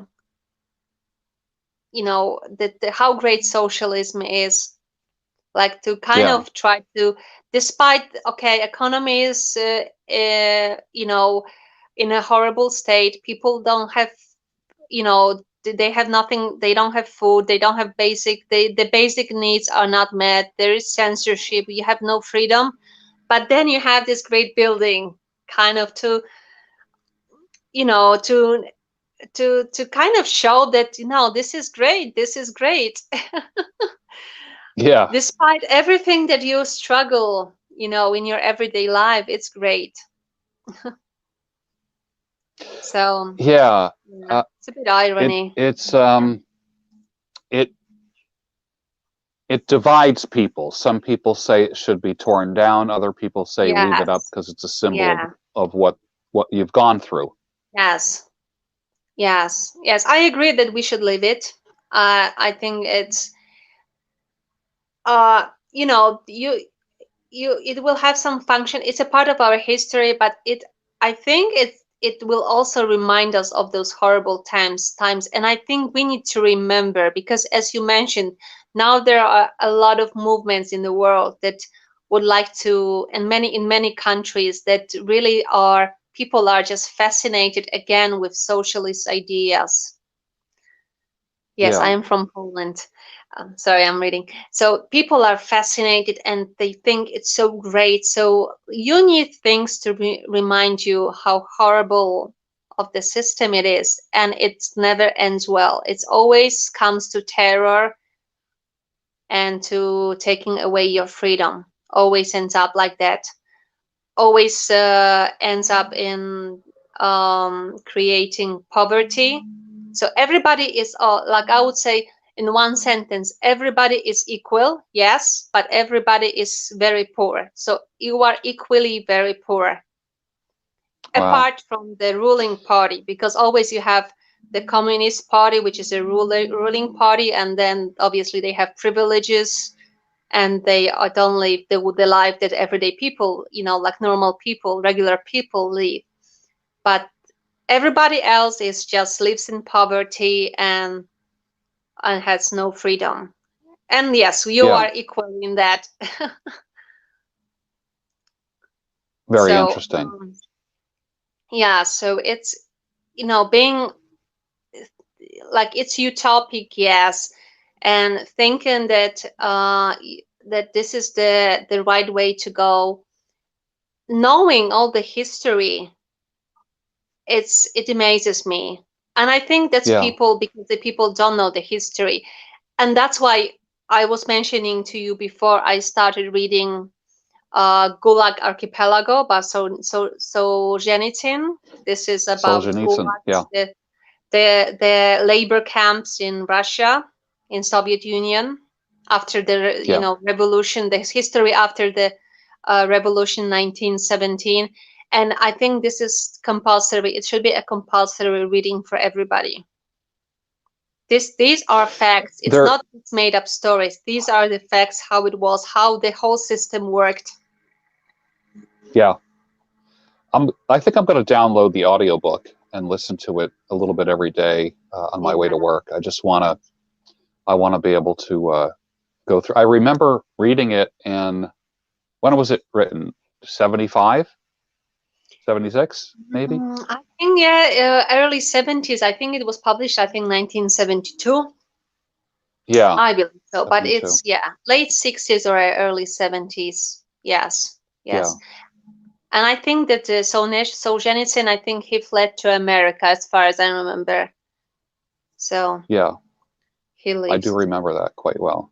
Yeah. Yes. I and I'll tell you how I remember it, because I remember it was a book that we had a choice of reading, and then we Mm-hmm. had to give book reports.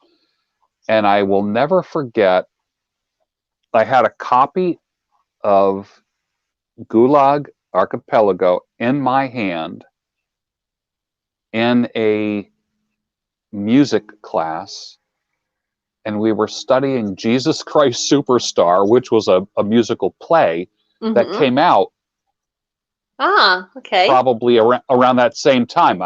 For some reason, I am kind of like putting them together because I learned about them at the same time. It's interesting. Yeah. Yeah. Yeah, and I think it's a shame that the book is not that popular. It's 3 volumes. It's a lot of to read because it's not just one book. It's Yeah, 3 volumes, and everybody should read it. And especially now when people seems to forget about history, or they don't know what happened and what is the end effect of communism state. Well, you see close to you Venezuela, right? What happened there, yes, and that's the best yes. example. Addition. Oh, okay, with Jordan Peterson. Yes, he recommended that book too, right? Yes, I know that he was strongly, that was his recommendation. I had to read it at school, like only extracts, so not the full. um Hmm. all right. Okay, I have some questions. Do Polish people take their shoes off before entering someone's home? Well, you remember we had the discussion. You were laughing at me when I told you that. Yeah, Yes, yes, we too. Yes, we take our shoes off, and yes, that is true. And I know that George was surprised. yeah. I was very surprised. Yep. Yeah. Yes, Jordan Peterson and George Bruno. That would be a great interview. Yes, I agree with that. uh, you're also an avid reader like myself, and you're not a big fan of television, which Yeah. I haven't watched the news in probably 5 years, and I only put the television on to watch a movie. I turn it on. When the movie's done, I turn it off. So Yeah. I don't have the TV on for hours and hours every Yeah. day. As a matter of fact, I even said that I don't know if it was like today, but recently I basically said that when I get married again, she better not be a TV watcher. So Yeah. Yeah, you're who right. who would, I mean, I just don't, when I see what's on television these days, it's programming, it's emotional, it's manipulative, and yeah. Not really So definitely stimulating. Yeah. no, no. All right, we have a question there. Yes. Do you have specific etiquette rules when invited to a Polish home to dinner? I don't know if there's a special etiquette. I think it's similar to American that you should come with, you should bring something like a glass of, a bottle of wine or flowers to the host when you invite them. But I don't think I have anything special, like very unique to Yeah, Poland. Well, obviously, just you don't. take your shoes off, yes, before you. That's that would be a hard one for me, man, because I wear my shoes all the time. I don't take my shoes off at the door. I don't. Yeah. Oh, wow. Oh, that's different. Yeah, yeah. Yeah, but then All you right. put a nice, have some nice slippers. Right, right. All right. So you are in your house right now. Are you wearing slippers or socks right now or shoes? Um, well, I'm wearing slippers. Okay. I Pretty just want to see comfortable. if you're I want to see if you're consistent. Yes, I am. Yes, yes, Okay. yes, yes. No, I don't wear shoes. No, that's You strange to take me. off your now to me, like when I heard about um before I went to Poland, I heard that you don't wear shoes in the house, and I thought, okay, that's interesting. I heard that you don't call Poland Eastern Europe because it's not, it's Yeah, Central Europe, and yeah. people in Poland will tell you that. What else? Public drunkenness, uh, unlike in like the United States where people are outdoors drinking and partying and stuff like that, that's looked down upon in Poland. Yeah. Mm. Yeah. You go ahead. You were going to say something. No, no, no. Uh, you like, you're an avid reader. And I was watching a show on Netflix called The Stranger. Yeah. And By based on and book by you're Harlan Coben. Harlan Coben. Yeah. You're Yeah. a fan of Harlan Coben. Like it's a entertainment, like it's a entertainment Yeah. literature. So this is like I like sometimes like a good thriller, Yes. or detective Yeah. story. Yeah, it's for entertainment. I like to mix up. So I have a serious book or a Yeah. history book, something that I learn from it, and then I'll have an entertaining book that I get hooked on, on the mystery. So yes, how long it's an Yeah. American uh yeah, globes, globus. Yeah. Um what do I think about globus? Yes. Yes, I had it when I was a child. I don't know if your thing is like a bowl. It's a shape like it's a like earth, and it like I had one when I was a child, and it was a lamp inside. So when you had the lamp inside off, you could see the countries and the borders, and when the light is on, you could see geographical features. So that was cool. I Oh, love that. interesting. And it's helpful in while learning geography. I would recommend it to everybody. Yeah. It is great because it like helps your imagination to kind of see, where you are located and why. And even when you think of the, how you travel by plane, why you travel like this. You remember we were talking about it when you travel from Poland to United States, and then you look on the screen and it seems like you're going like this, the arch. Yeah. And that Yeah. makes perfect sense if you look at the globe, right? That you're actually taking the shortest route. Yeah. Yeah. Because I remember watching that, I guess that real time map Yeah, in front of me yeah. on the plane. And honestly, I thought I was going to take off. I honestly thought I was going to take off from Philadelphia, just fly across the Atlantic, and Yes. we fly up the North. coastline, up Yeah. Canada, and yeah, and then just scooted over to, I don't know. What was the first place that the plane was over in Europe then? So where did we? Well, you go like UK, you know, Okay, so we went the over the UK. British Yeah. Isles. Yeah. Okay. I don't know Yeah. if that's the first place, but you go up north and then you're going back south. Yeah. Yeah. Yeah. Which was And different than I thought, because for some reason I just thought we're just going from yeah. literally from Philadelphia, over to Frankfurt, and then over to Warsaw. Yeah. So if Yeah. for a child to if you have a globus, then you can really see why that makes sense. Yeah. That makes sense. Yeah. Yeah, helps.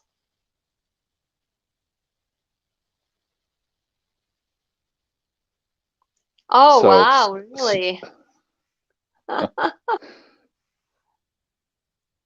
very Wow. interesting. Very interesting. Yeah.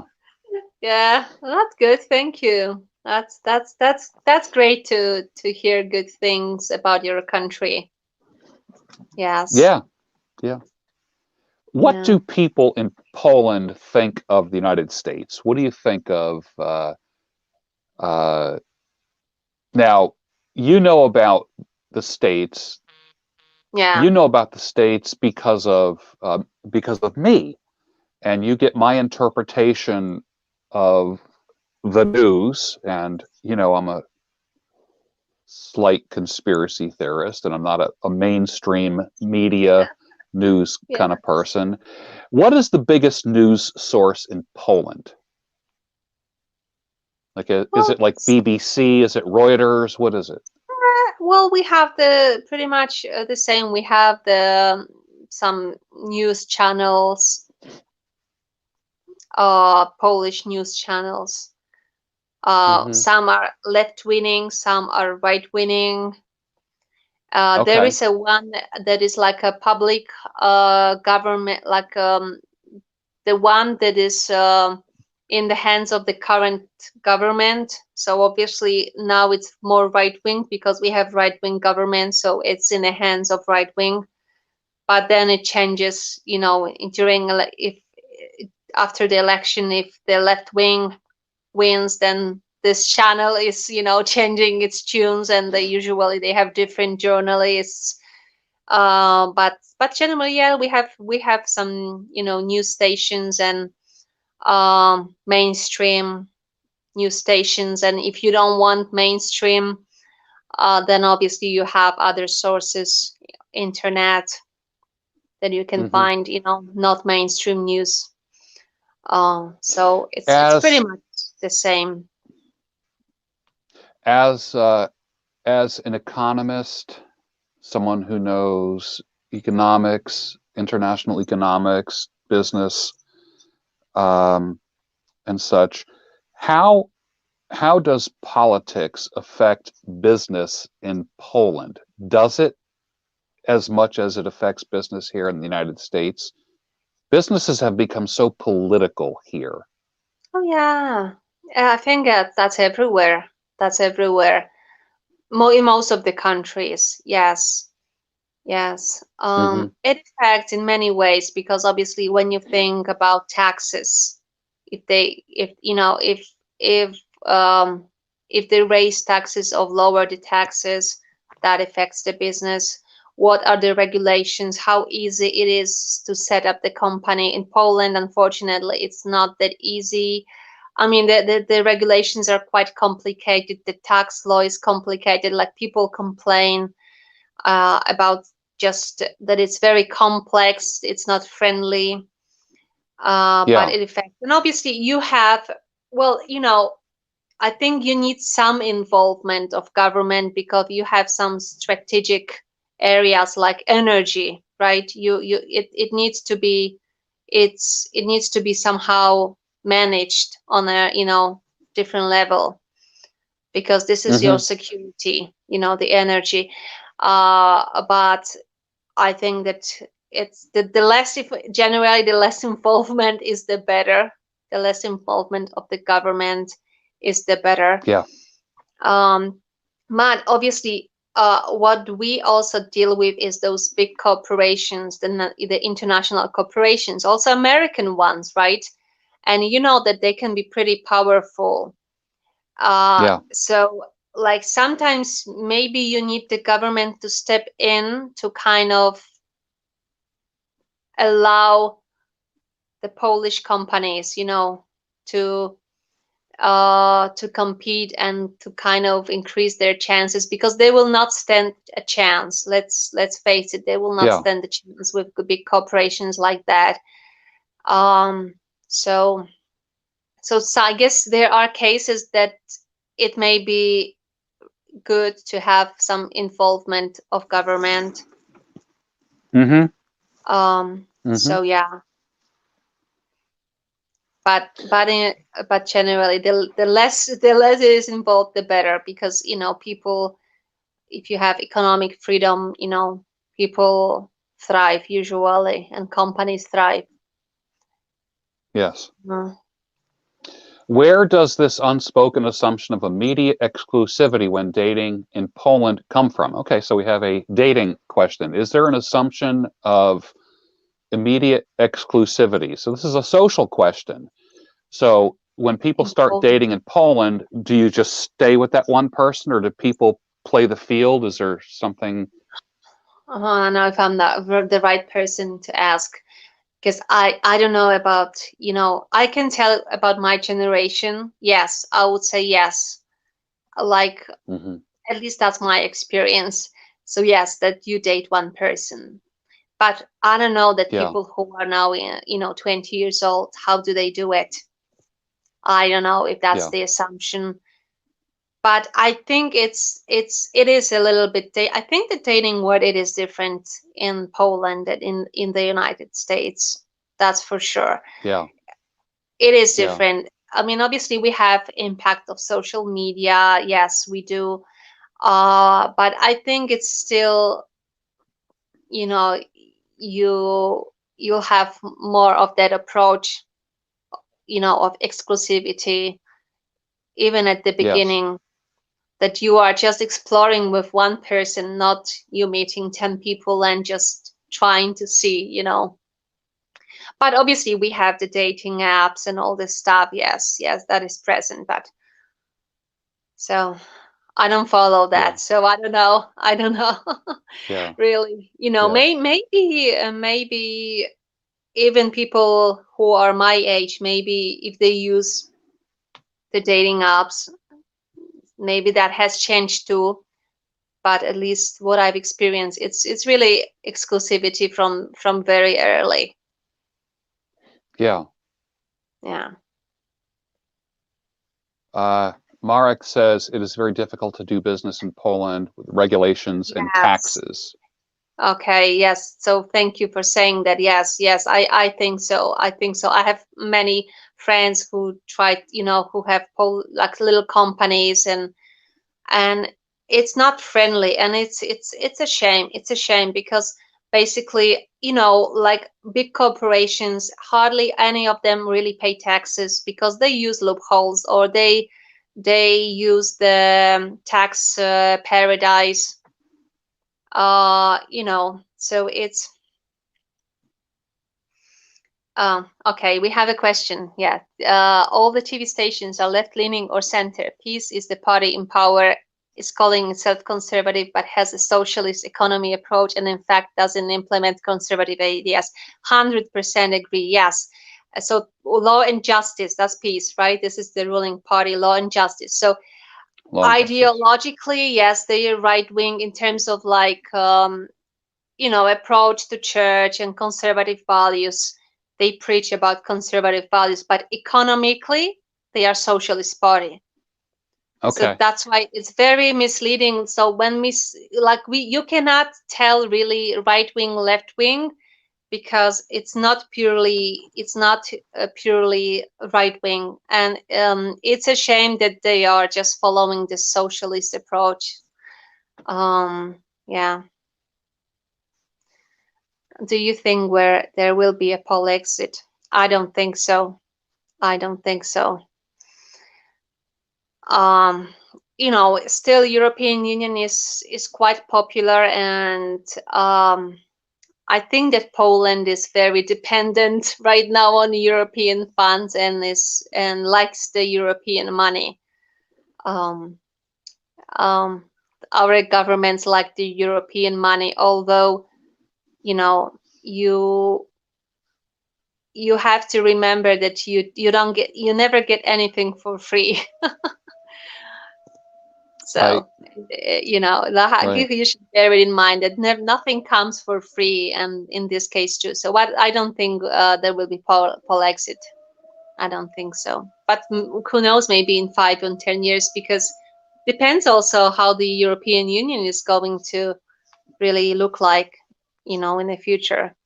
Because it's not after Hmm. UK, because you see, at the end of the year, UK is out, but they have not negotiated. They didn't negotiate agreement yet, so it's gonna be a bit messy. But there are strong movements in Italy to exit, in other countries to exit. So we'll see. I think we'll see also how the UK is doing after really exit. So we'll see. But right now, especially in the How? COVID situation, we get a lot of money, and our government likes to take the money from European Union. They love the money from Hmm. European Union. So yeah. They love it. Yeah. Yeah. Wow. What is the Yeah. biggest industry in Poland? What would you say? Oh, wow. Wow. What is the biggest industry? Yeah. What are you exporting more than anything else right now? Well, we export a lot of, like, we don't, for example, we don't make we don't have our make of car, but we make some cars in Poland. Hmm. So we have factories that produce cars, and we also produce a lot of like welded structures, auto bodies, like all this stuff um for building car, or other machinery. Yes. So I think this is pretty big, this heavy, so Okay. welding structures, making auto bodies, but all, even making cars, right? We have in south of Poland, we have the Fiat factory, so we make Fiat cars. Even in the Okay. past, I think 5 years, you remember this beautiful car, Fiat 500, the little I one. I do. It's a very very pretty It's car. Yeah. it's a beautiful car. So I think 10 years ago, no, not 10, but 5 years ago, it used to be produced in Poland. Oh But wow. I then didn't know that. yeah, yes, it was produced in Poland, but then they moved it back to Italy because the Fiat, reached some agreement with the Italian government, and they Yeah. started producing it in Italy. And I think they got a lot of subsidies from the government to produce it in Italy, but it used to be produced in Poland. So now we have other Fiat kinds of cars, but this 500 was produced in Poland. What So, is the most popular car driven in Poland? Like here, probably no. you have Ford, Chevy, Dodge. Those are big American Mhm. brands, but also Toyota is huge here Yeah. in Oh, this Toyota is country. huge here. I don't know the statistics, but I would bet it's Fiat, because Fiat has a big range of cars. So you have little cars, you have a little bit bigger cars. So Fiat is still pretty popular. Toyota is popular. Volkswagen is quite popular. Hmm. The German cars. Opel, another German one, is quite popular.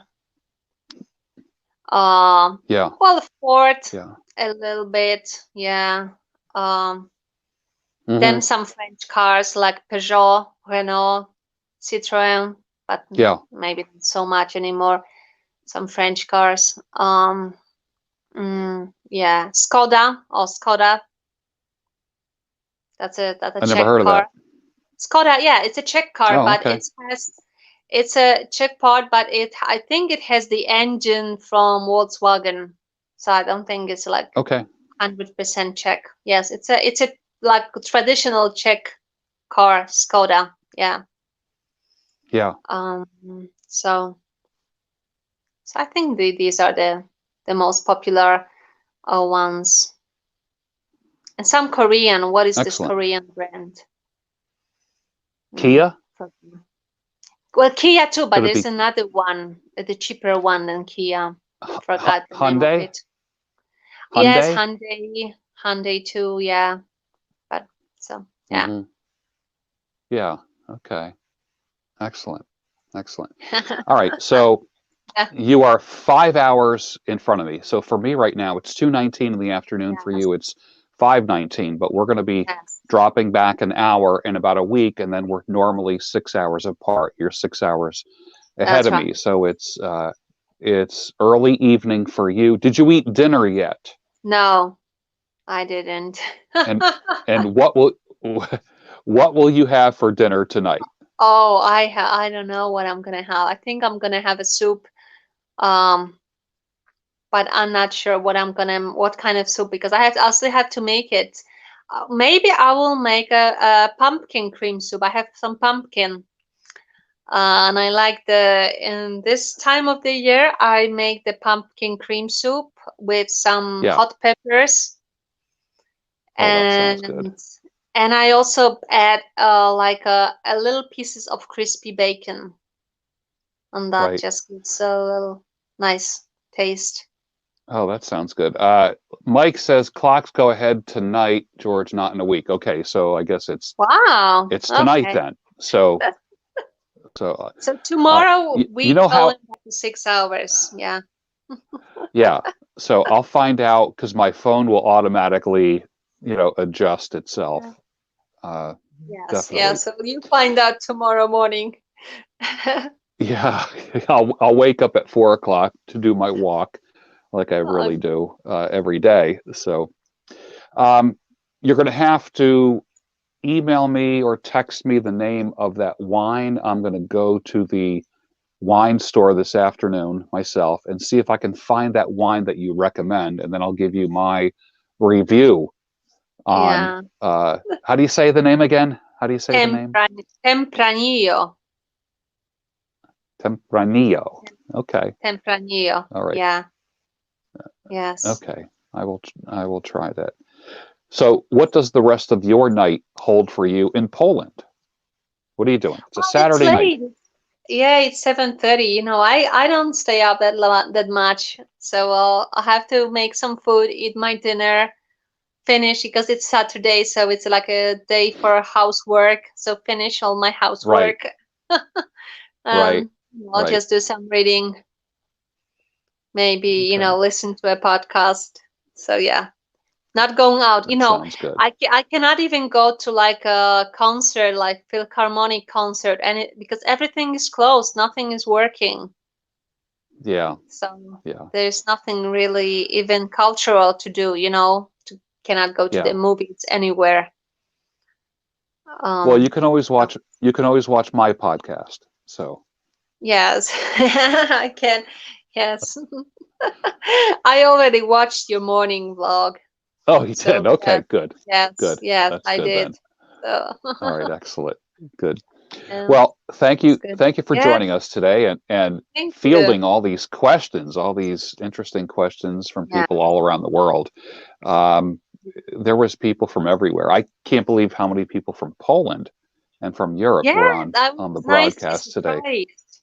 But I was Yeah. wondering, some of the people were Polish people in America or Polish people from Poland. I would be interested in that because Ah, obviously you have yeah. Polish minority in the United States. So, Sure. um, yes. What about? Thank you. There you go. There you go. All right, thank you. So, Yeah. Well, excellent. You enjoy the Well, rest of your evening. you have Stay big, warm. yeah, and you have big event coming on Tuesday, right? We do. Election day, of course. Yes. Yes. Yeah. Yeah. So I'm following that closely too. So we'll see. I I know you are. I know you are. It's something that I think the world is following, and I know you have a particular interest in it, and I think that's real Yeah. important that you do that. So we appreciate you doing that. We really do. So, Yeah. Yes. Yes. I think it's all important right. because it's really your election and your leader is important for the whole world. So it's a very Yes, important event for everybody. Yeah. that is true. Yeah. All right. So, Well, thank you all for right. joining us. I appreciate it, and we'll do it again sometime. Yeah. And make sure I get the name of that wine. That would be great. Okay. Okay. It's okay. I'll make sure. Don't worry. Okay. All righty. Thank you, All right. Agnieszka. Thank you. Okay. All Thank righty. Bye you. bye. Okay. Bye Yep. bye.